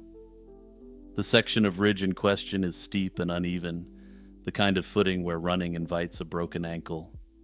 He called out while running and got no response before he flagged down help. To understand why Monica Reza's disappearance attracted federal attention, you have to step back from the trail and look at what she'd spent her professional life doing. Monica was a metallurgist, and she'd worked at Rocketdyne, the legacy rocket engine outfit that's now folded into Aerojet Rocketdyne. She'd also worked at NASA's Jet Propulsion Laboratory in Pasadena, where she'd risen to Director of Materials Processing. Her professional profile at the time of her disappearance listed her as a fellow in the Materials Science and Engineering Department at Aerojet Rocketdyne. That's a senior technical role, and at her level it usually meant access to programs the public never hears about. In the mid-1990s, She'd co-invented something called Mondaloy, and while the name doesn't ring bells outside aerospace, inside that world, it carries weight. Mondaloy is a nickel-based superalloy engineered to survive the obscene conditions inside a rocket engine, the temperatures and pressures that turn most metals into expensive sludge. It's the kind of material that lets American engineers build domestic engines competitive with the Russian RD-180. This was the workhorse of a rocket engine that Moscow had been selling to America for decades. Aerospace engineers describe Mondaloy as one of the keys to closing a long-standing strategic gap. It helped end the dependency that left American national security launches sourcing engines from a country the United States now considers an adversary. In other words, Mondaloy is one of those quiet pieces of metallurgy that sits underneath national security policy without ever showing up in the headlines. For Monica Reza, she never expected to be the sort of person to capture headlines, and she likely never would have, if she hadn't disappeared so mysteriously. The Los Angeles County Sheriff's Department's Crescenta Valley Station took the lead. Within hours, search and rescue teams from across Southern California, units from as far away as San Diego and Tulare County, were converging on the ridge. Helicopters worked the canyons, drones with thermal cameras swept the slopes, and dogs were brought in from multiple jurisdictions. The dogs, for their part, picked up something, potentially the only meaningful physical evidence in the case. According to reports that surfaced during the operation, they followed what investigators believed was Monica's scent heading off the trail. That scent went into rough terrain on the ridge and led handlers to a hat that was thought to be hers, but after that, the trail thinned to nothing. Photo metadata gave investigators a fairly precise timeline up to a point, and then it went silent. There were no further images, no further pings, and no further confirmations of where Monica Reza was after roughly 9:10 that morning. The companion's account is corroborated up to her apparent wave, but after that moment, the record goes dark. The active search lasted roughly a week, and by June 29th, 2025, with no remains, no clothing beyond that hat, no signs of a fall, and no body, the large-scale operation was wound down. That's the point at which a missing hiker case usually transitions to a quieter recovery footing. There are generally, in these cases, periodic checks by the authorities as well as family-led searches, but not much more. Monica Reza's case took a different turn when the Sheriff's Homicide Bureau picked it up. That move raised eyebrows, because these sort of detectives don't generally inherit hiking accidents. They inherit cases where someone, somewhere, suspects that a serious crime took place. If Monica Reza's disappearance had stayed a single tragic story on a single mountain, it might have faded by autumn, but instead, it became one entry on a much longer ledger. Over the following months, journalists and investigators began stitching together a list of American scientists and researchers who died or vanished under unusual circumstances. By the spring of 2026, House Oversight Committee Chairman James Comer had announced his committee would look into more than 10 such cases. The White House was reportedly running its own quiet review at the same time, and Reza's name was on both lists. Some had worked on classified research while others had not, which only made the pattern harder to read. Some of the others were higher profile, such as Carl Grillmeyer, an astronomer at Caltech, who reportedly died in circumstances that struck colleagues as out of character. Nuno Loureiro, a fusion researcher at MIT, also turned up among the deaths under scrutiny. And then there was William McCasland, who I've previously covered, but at that point I didn't realize the potential, actual connection to him and Monica Reza. McCasland is a retired United States Air Force Major General, formerly the commander of the Air Force Research Laboratory. In February 2026, 8 months after Reza vanished, He reportedly walked away from his home in Albuquerque, New Mexico, and didn't come back. His disappearance triggered a New Mexico search that, like Reza's, has so far come up empty. The thread connecting Reza and McCasland is, of all things, Mondaloy, though it remains unclear if this is a simple coincidence or not. Monica Reza co-invented the alloy, and McCasland, during his Air Force career, oversaw research programs that helped fund and shepherd the technology toward operational use. They were two figures with hands on the same piece of strategic metallurgy, and they were both gone in under a year. One lawmaker publicly floated the possibility that foreign adversaries such as China, Russia, or Iran might be involved. However, it's important to note that there's no actual evidence at this time to support any connection between these two disappearances. That said, the pattern is unusual enough to land Monica Reza's name in a federal probe rather than a county cold case binder. It's worth being careful here because cases like this attract a lot of theorizing. What's solid is straightforward enough. The time, the place, the witness account of a wave on a ridge, the photo timestamps, and the dog hit on the hat. There's also the matter of the failure of a week of well-resourced searching to turn up anything else whatsoever. What's softer, at least in terms of the public record, is the male companion's account of what exactly happened that morning. Investigators haven't publicly named a suspect, and they haven't publicly cleared anyone either. The sheriff's department has, by all accounts, declined to discuss the file in detail, which is normal for an open investigation, but also keeps the public picture incomplete. The fact that as of late April 2026, her case is now subject to a federal probe with national security implications will likely mean the sheriff's department won't be releasing new information. For now, the case file at the Crescenta Valley Sheriff's Station remains open, and Monica Reza is still officially listed as a missing person. On November 5, 2008, a utility crew was digging out an old power pole on a quiet block in Oklahoma City when they uncovered what was left of a young woman. She had no identification, no match in any missing persons database, and no one officially looking for her. The only thing she still wore was a pair of black slip-on shoes, and it would take another 18 years before anyone knew who she was. Amy Davis was born on May 2, 1988, and soon after she was adopted by a family in Oklahoma, under what her biological relatives had been told was a closed adoption. As far as her birth family knew, that door to what she was doing had been bolted shut, and they assumed Amy was out there somewhere, growing up with people they'd never meet. Amy did grow up in Oklahoma, but by her late teens, things had clearly started to come apart. At 18, she ran away from her adoptive home, and she drifted toward Oklahoma City, and according to accounts pieced together, she ended up working the streets. She was struggling with addiction, and her life in that period was chaotic and mostly undocumented by anyone.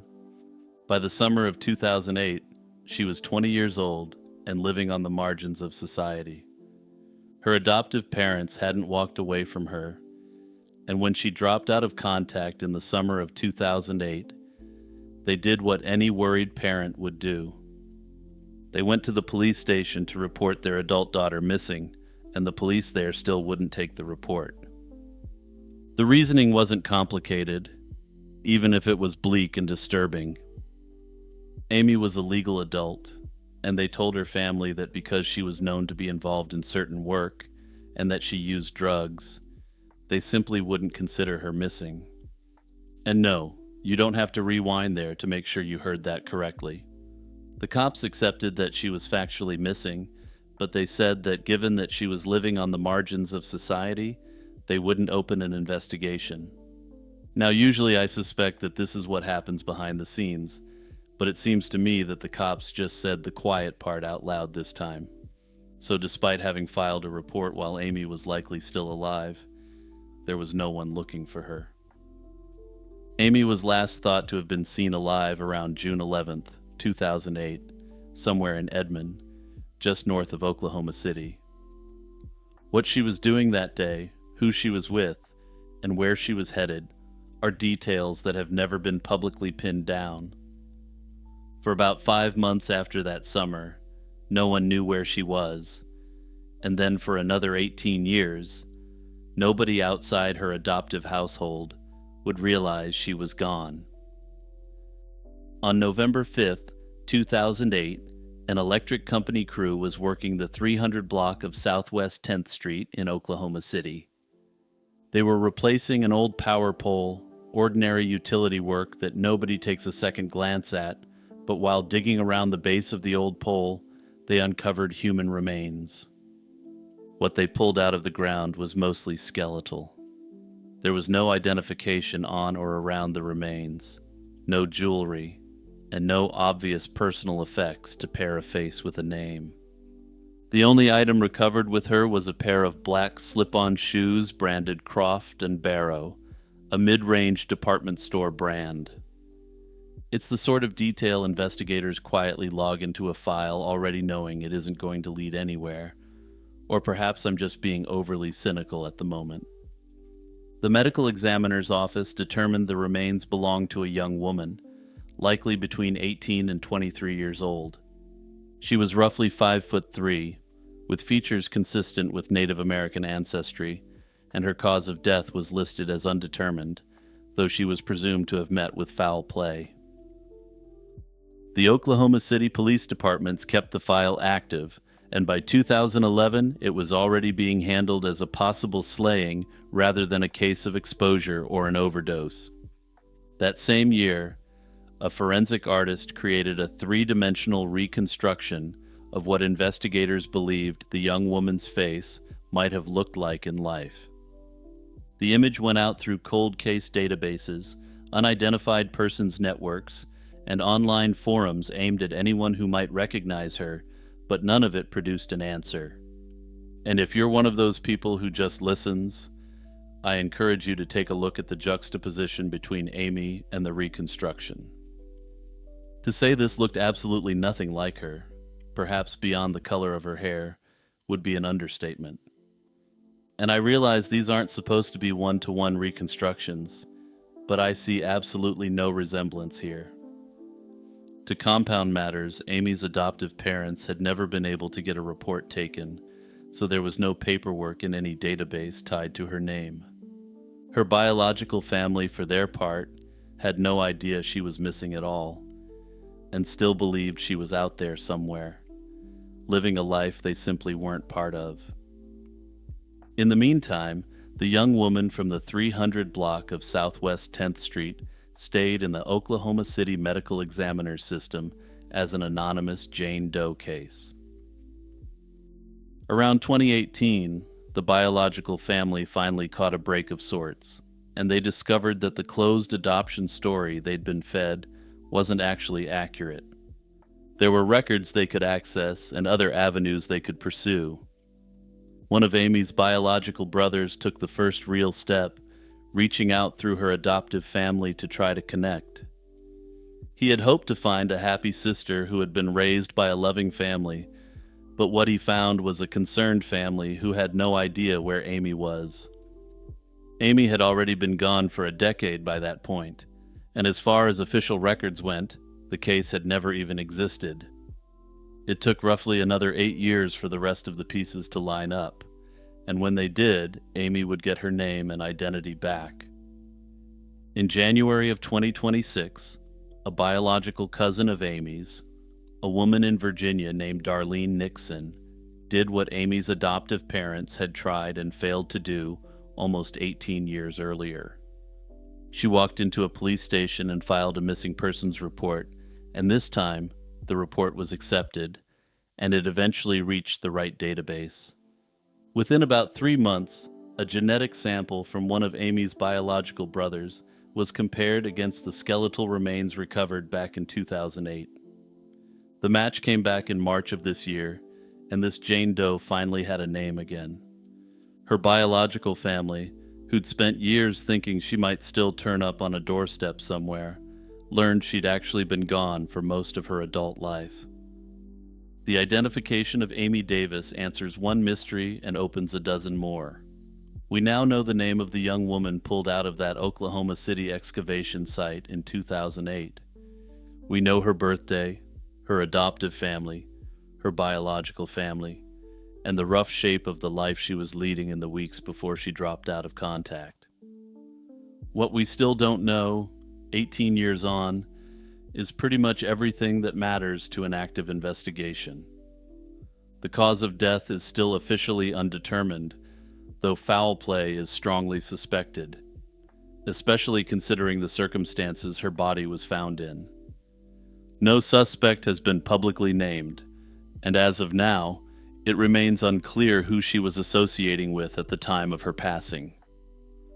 The detectives now inheriting the file are effectively opening an inquiry on a scene that went cold 18 years ago, with a trail that was never really warm to begin with. Anyway, this case really pisses me off, because I suspect that if the police had taken the initial report, Amy may still be with us today. I can only hope that the authorities will one day be able to close this case out fully and secure some measure of justice for Amy Davis. For about half an hour on a sunny stretch of Massachusetts highway, two postal employees stared down the barrels of weapons held by men dressed as police officers. By the time their truck was found abandoned 30 miles away, the postal workers were still tied up inside, and more than $1.5 million in untraceable bills was simply gone. It was the largest cash robbery in American history at the time, and the federal window to prosecute it slammed shut in 1967. Whoever pulled off this audacious heist almost certainly took the answer right to the grave. To give some context to this heist, I have to give some background on Cape Cod in the summer of 1962. The Cape was booming, with tourists pouring money into restaurants, motels, marinas, and gas stations. The small banks of Hyannis, Bourne, and the surrounding towns were ending every busy week, sitting on enormous piles of bills. That excess cash had to make its way back to the Federal Reserve Bank of Boston, and the route it took was almost charmingly old-fashioned. Cape banks would bundle up their surplus, hand it over to the U.S. Postal Service as registered mail, and trust that a regular postal truck would deliver it north up Route 3.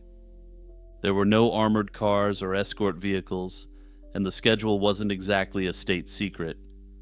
The whole system ran on the quaint assumption that nobody would think to rob the mail, since that would be a federal offense. And yeah, criminals hate that one simple trick, where you just ban the crime from being committed. On the afternoon of August 14th, 1962, postal workers Patrick Sheena and William Barrett were running that route in a standard postal truck.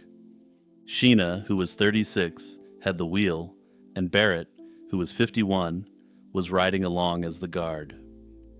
Their cargo was around $1.5 million in small bills, bundled into sealed canvas sacks and stuffed in among the regular registered mail. They'd left the post office on Cape Cod heading north, and both men had ridden this route countless times before. A few miles south of Plymouth, on a quiet wooded stretch of Route 3, the truck rounded a bend and ran straight into what looked like a roadside emergency. A man dressed as a police officer was standing in the road waving them down, and he gave every impression that there'd been an accident up ahead. Sheena slowed and stopped, and the moment the truck came to rest, 2 more cars shot out from the side of the road and boxed it in. That's when the men in police uniforms produced weapons, and Sheena and Barrett were ordered out, bound, gagged, and shoved into the back of the truck among the mail sacks. One robber slid behind the wheel of the postal truck while the others took the chase vehicles, and the small convoy simply pulled away. There wasn't any shouting, and not a single shot was fired. According to the accounts both postal workers gave investigators afterwards, the entire holdup felt almost surgical. The truck was driven north for roughly 30 miles, and at some point the registered cash sacks were transferred out of the postal truck and into vehicles the robbers had waiting. The truck itself was finally abandoned on Route 128 near the Randolph Cutoff, with Sheena and Barrett still tied up in the back. From there, the robbers had a clear shot south on Route 24 toward the towns where most of the local underworld lived and worked. By the time the postal workers freed themselves and flagged down help, their attackers had vanished into the rest of the state. The FBI and the U.S. Postal Inspection Service made the case a top national priority overnight. At more than $1.5 million in cash, it was the largest pure cash robbery in American history. To put this in context, this would be roughly the equivalent to having $16 million stolen from a postal truck today, which sounds almost absurd. Agents flooded New England, interviewed thousands of witnesses, and leaned on every informant they had on the books.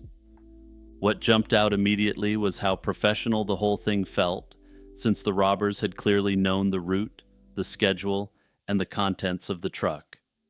They'd known that the registered mail sacks contained unmarked bills bound for the Federal Reserve. They'd even staged a convincing enough roadside scene to fool veteran postal workers. They hadn't fired a shot or grabbed anything that wasn't an unmarked bill, and they'd barely left any physical evidence behind. This wasn't the work of amateurs. It was the work of experienced criminals, with someone close to the postal operation feeding them information. Suspicion landed quickly on the loose network of armed robbers and racketeers connected to the Patriarca crime family out of Providence. And for those familiar with organized crime in the region, I suspect you may have already guessed that these guys were at least suspected to be involved. One name in particular kept resurfacing in the FBI's reports. That was John Kelly, known as Red, a man with a long resume of meticulously planned scores and a reputation for staying clear of anything that would draw extra heat. He was known as a real professional, a guy who, despite his line of work, wasn't the sort of person to actually commit any truly violent acts. For Red Kelly, he was a mobster in the business of making money, not ending the lives of innocent people just doing their jobs. In fact, his reputation was so clean, all things considered, that fellow mobsters referred to him as St. John. For nearly 5 years, the Bureau tried to build a courtroom case. As the federal statute of limitations ticked toward expiration, postal inspectors and federal agents leaned hard on every known armed robber in the Boston area. Kelly himself complained to a magazine reporter that the feds had harassed his wife. Worst of all, they had frightened his sweet, innocent Siamese cats, who definitely hadn't been involved in the planning stages and definitely weren't the true masterminds of the heist. Tips came in steadily, and witnesses placed certain men at certain motels along the South Shore in the days leading up to the holdup. Others claimed they'd seen the vehicles used in the robbery being repainted afterward. There were also stories about cash turning up in unusual places and people coming into large sums of cash, but none of it quite added up to a prosecution. On July 30th, 1967, just 14 days before the federal statute of limitations was set to run out, a grand jury returned indictments against Kelly and 2 co-defendants. It was a last-minute play, and it didn't hold, and one of the defendants vanished before the trial even began and was never seen again. The remaining defendants were acquitted in court when witness identifications collapsed under cross-examination and the physical evidence proved too thin to convince a jury. Once the verdict came down, the federal clock was already past midnight on the robbery itself, and the window to prosecute anyone for it slammed shut for good. Red Kelly, for his part, would eventually enter the federal witness protection program as a result of evidence he gave against the Patriarca crime family boss. He would end up living into his 80s, passing away peacefully, a somewhat unusual end for someone so prominent in the organized crime world. Kelly, for his part, remained tight-lipped about any alleged crimes that he committed during his life. Whoever those men were, standing in the middle of Route 3 that August afternoon in 1962, they pulled off the cleanest large cash robbery in American history. They picked the right truck on a quiet road during the right window of time, when the country wasn't yet thinking about armored escorts for the United States mail. And whoever they were, they got away with every single dollar of it. A search party had come to the empty house at the direction of the local constable. The word in the village was that the owner, a tinsmith who'd been gone at the front for nearly 2 years, had left behind a cache of industrial fuel or alcohol in the garden. The Austro-Hungarian army was short on fuel, as it was short on almost everything at that point, and anything flammable in a sealed metal drum was worth a look. The property was also being released by the landlord, so nobody objected to a few men having a wander through the garden. It was the summer of 1916, and the village was called Cincota, a quiet little place that sat along the rail line northeast of Budapest. The owner was a tradesman named Bela Kiss, who'd been drafted in late 1914, and by the time the search began, was reported to have passed away somewhere on the Serbian front. There was no reason for anyone to expect anything of particular interest behind the house. Behind the home stood 7 large metal drums. They were the kind tinsmiths built by hand for storing oil or alcohol, each tall enough to reach the chest of a grown man. The landlord, who'd been keeping a loose eye on the place, had already noticed them without thinking much of it. He let the search party pry open the first lid, and from there, all hell broke loose. What they found was a body, preserved and perfectly still in a slurry of wood alcohol that had kept it eerily intact for years. Inside the second drum was another and another. The sickly sweet smell of methanol mixed with something fouler, something that stayed in the nostrils for days afterward. By the time police had finished searching the property, the count would reach numbers that horrified even veteran investigators. And the man responsible, the quiet tinsmith who had lived among them for more than a decade, was nowhere to be found. Bela Kiss's early life is the sort of thing historians of crime have had to piece together from civil records and a small pile of newspaper coverage that came after his disappearance. Most accounts place his birth in 1877, though some later sources shift the date slightly earlier. What's consistent is the picture of a young Hungarian tradesman with a modest upbringing. He made his way to Cincota, a village just outside of Budapest, sometime in the first decade of the 20th century. By around 1912, he had established himself at a small house on a quiet street, most often identified in the surviving reports as part of the village's main residential strip. He worked as a tinsmith, which in rural Hungary of that era meant repairing pots, repairing pipes, and shaping metal fittings for carts and farmhouses. But most importantly, it meant building and maintaining the large cylindrical drums that farmers and distillers used to store liquids. It was a practical, unremarkable trade, and his neighbors tended to like him. He was well-mannered and soft-spoken, the kind of man who tipped his hat to old women on the street and paid his bills on time. He was also, by most reports, unusually handsome, and contemporary descriptions tend to emphasize his fair hair, light eyes, and general good looks. A surviving sketch of Kiss, based on a photograph, shows a groomed man in his late 30s, the sort of face a small-town widow would apparently read as reassuring rather than alarming. That physical advantage would later prove essential to the things he was doing behind closed doors. Kiss was married. Though in a society where extended families shared the same street and everyone knew everyone else, the details of his domestic life were surprisingly murky. His wife Marie was, according to some sources, considerably younger than he was. She was said to be bright, attractive, and sociable, and several neighbors later told investigators that they'd suspected the marriage wasn't a happy one. In the back garden stood a workshop, and beside the workshop, a small stretch of land where Kiss conducted what he called experiments. He apparently told those who asked that he was developing a method for preserving meat for long-term storage. It was the kind of explanation that was accepted without much follow-up. After all, tinsmiths were tinkerers who were always coming up with all sorts of odd things, and the drums were a big part of the trade.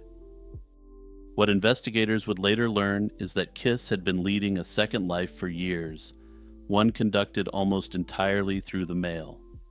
Hungary at the turn of the century was, like much of Europe, full of women who had been left behind in one way or another by the mechanics of an industrializing society. Husbands had gone to work in the cities or had emigrated to America, never to be heard from again. Young men had passed from illness or accident at rates that left the gender ratio incredibly skewed.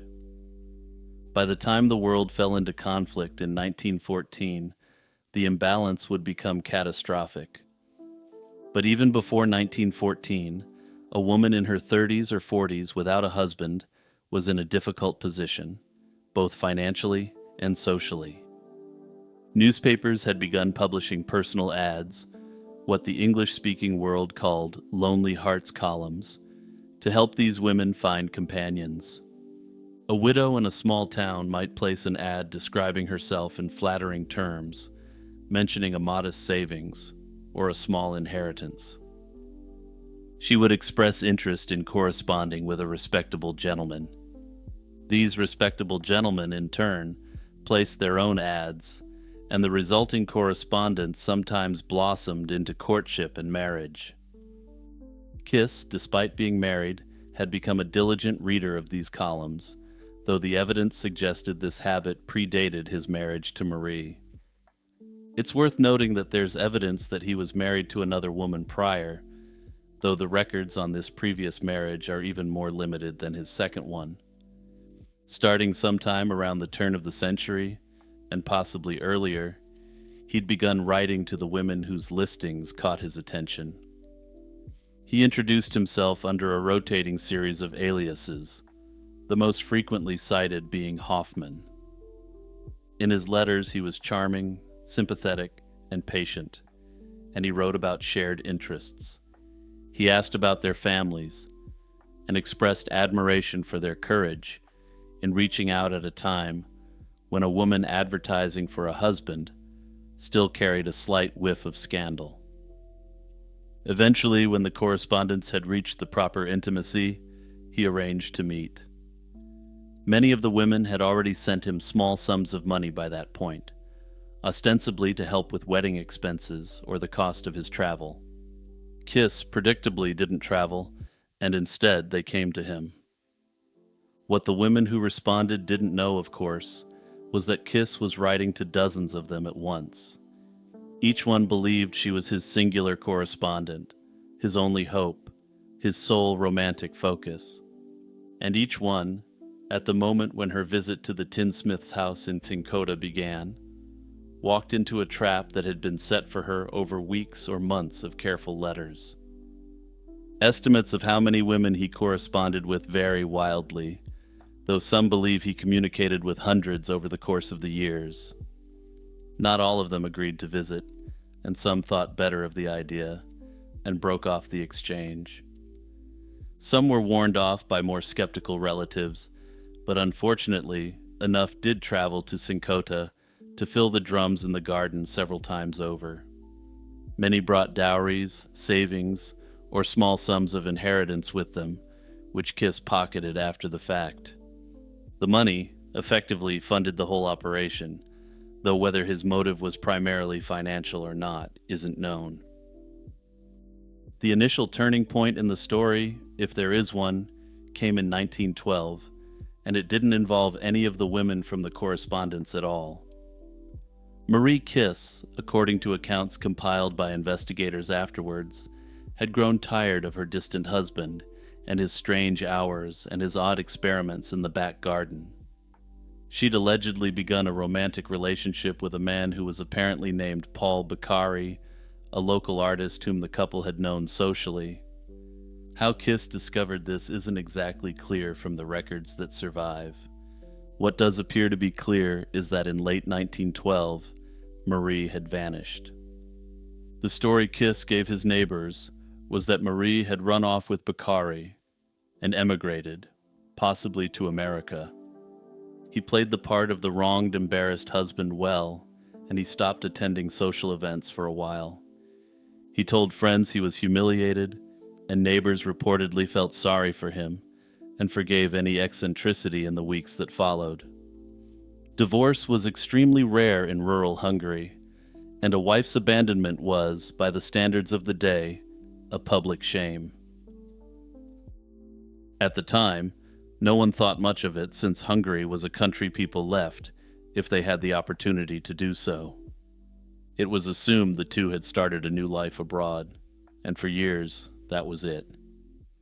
But when investigators would later pry open the drums in Kiss's garden, among the preserved bodies they'd find were two that matched the descriptions of Marie and Paul.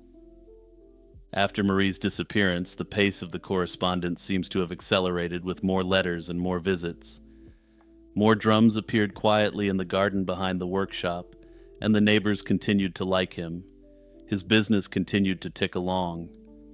And for another 2 years, the quiet tinsmith operated a private abattoir in full view of a community that noticed nothing at all.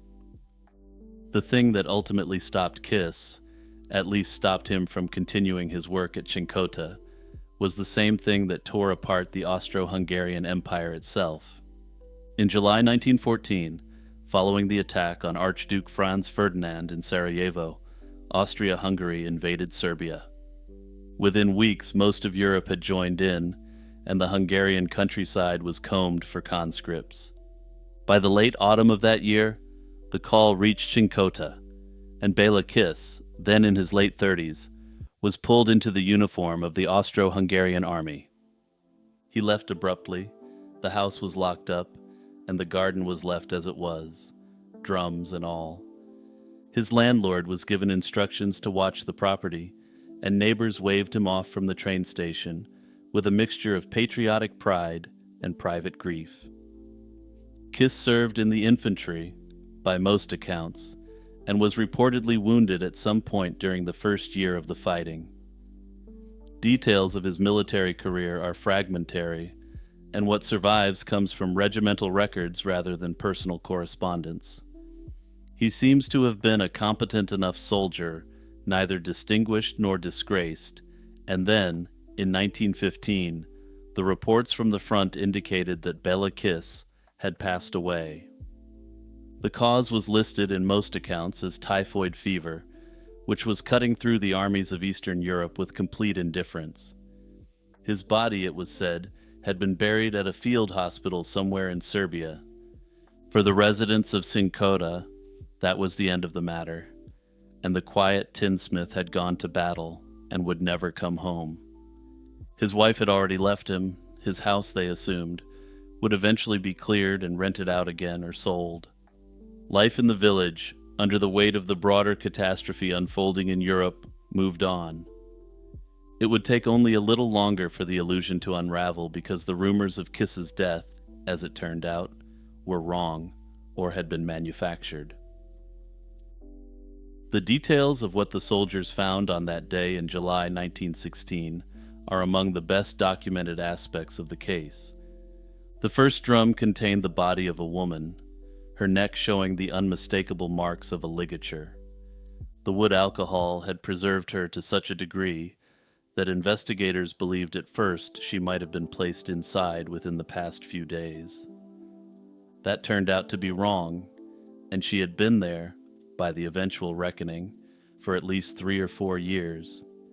By the time the local constabulary had finished hauling the drums out into the sunlight and prying them open, 7 bodies had been counted in total.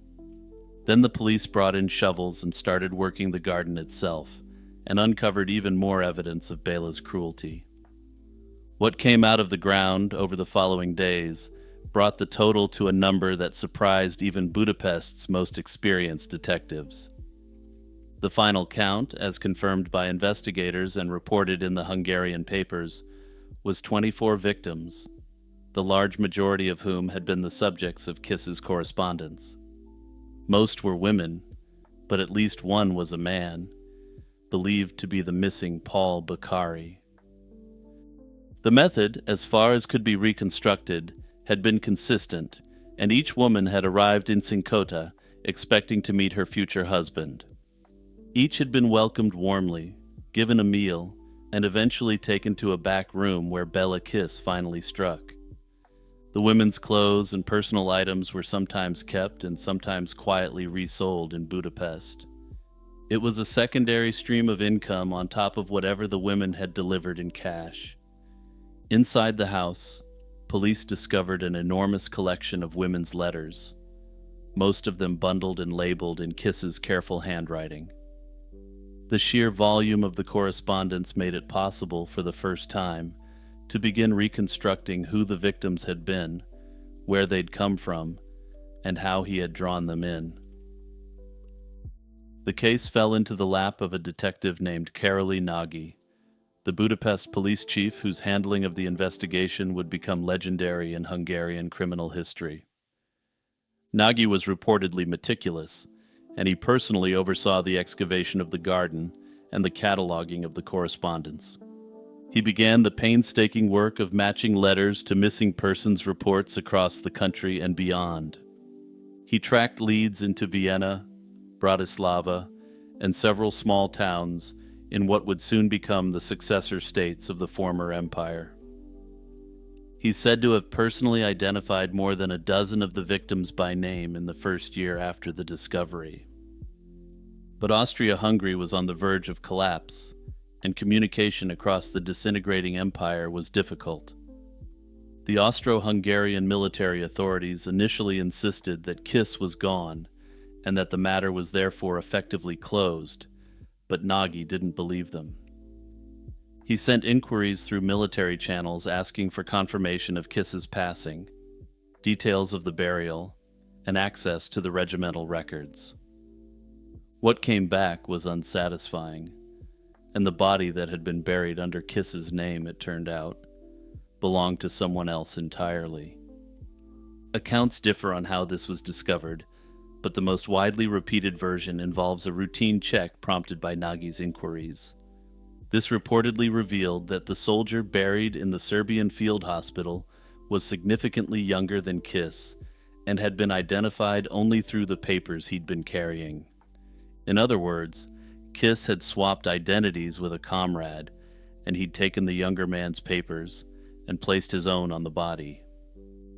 To anyone processing the paperwork in the chaos of the Eastern Front, the paper identity was the only identity that mattered, and Bela Kiss, officially, was gone. The man wearing his skin was walking free somewhere in the ruins of the empire. By the time this was confirmed, any real chance of catching him had already passed, and Hungary dissolved into revolution, and then a counter-revolution. Borders shifted, records disappeared, and somewhere in all of that, Kiss perhaps slipped further out of reach. What happened to Bela Kiss after 1916 is, essentially, a problem of folklore disguised as a problem of history. In 1919, a rumor circulated through Budapest that Kiss had been spotted walking across the Margaret Bridge in a part of the city he'd known well in his younger days. A former neighbor reportedly recognized him and the police were called. By the time they arrived, the man on the bridge was gone, absorbed into the crowds of a capital still reeling from the collapse of the empire. Whether the witness had actually seen him, or had simply seen a stranger who resembled a face from a newspaper sketch, is something no one ever managed to establish. Within a year or so, the stories took on a more international flavor. One account, widely repeated in newspaper columns during the following decade, placed Kiss in the French Foreign Legion, where he was said to be serving under the name Hoffman. If this was true, he reportedly claimed to be a German or an Austrian, and was using the same alias he'd used in most of his letters. He was reportedly overheard in a Legion barracks bragging about his skill with a garrote, which another soldier connected to the Cincotta case. When investigators arrived to speak with him, they were told that the soldier in question had deserted only days before. Whether any of this actually happened is extremely difficult to establish. The Legion of the period kept notoriously loose records, and most of the claims can't be verified against a surviving document. Newspapers, for their part, had something of an incentive to keep Bela Kiss in the headlines, since his name moved papers. The most famous of the sightings came in 1932, when a New York detective named Henry Oswald reportedly saw a man emerging from a Times Square subway station. He was absolutely convinced that the man he had seen was none other than Bela Kiss himself, living in America. Oswald was well known within the department for an unusually precise visual memory. By the time he pushed through the crowd to get a better look, the man had vanished into the street traffic, and he was never identified. Ultimately, I have to question this sighting, since Kiss would have been about 20 years older than the famous sketch of him at this time. Further, if Kiss was alive and on the lam, I'm going to assume he would at least have the sense to adopt some different facial hair.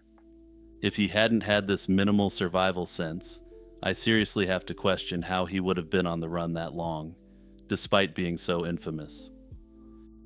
There were other sightings as well, and New York City appears to have been something of an epicenter of this phenomenon. In the mid-30s, a janitor in a New York apartment block apparently closely resembled Bela Kiss. However, when the authorities went to investigate this janitor, he had allegedly stopped working there and could never be tracked down. There was also, allegedly, an instance of a man trying to cross the Hungarian border in the 1920s who resembled Kiss, though this is poorly attested in the sources. What we do know is that Kiss was never officially caught and never had to face the consequences of his serial predation. 24 people at minimum were pulled from his backyard in the summer of 1916. Hundreds more letters lay in his house, some of them from women who had simply drifted out of his correspondence before making the trip. The man who'd orchestrated it all slipped out of the paperwork of a collapsing empire and walked into a gap in the historical record so wide that over a century later, we still have no answers.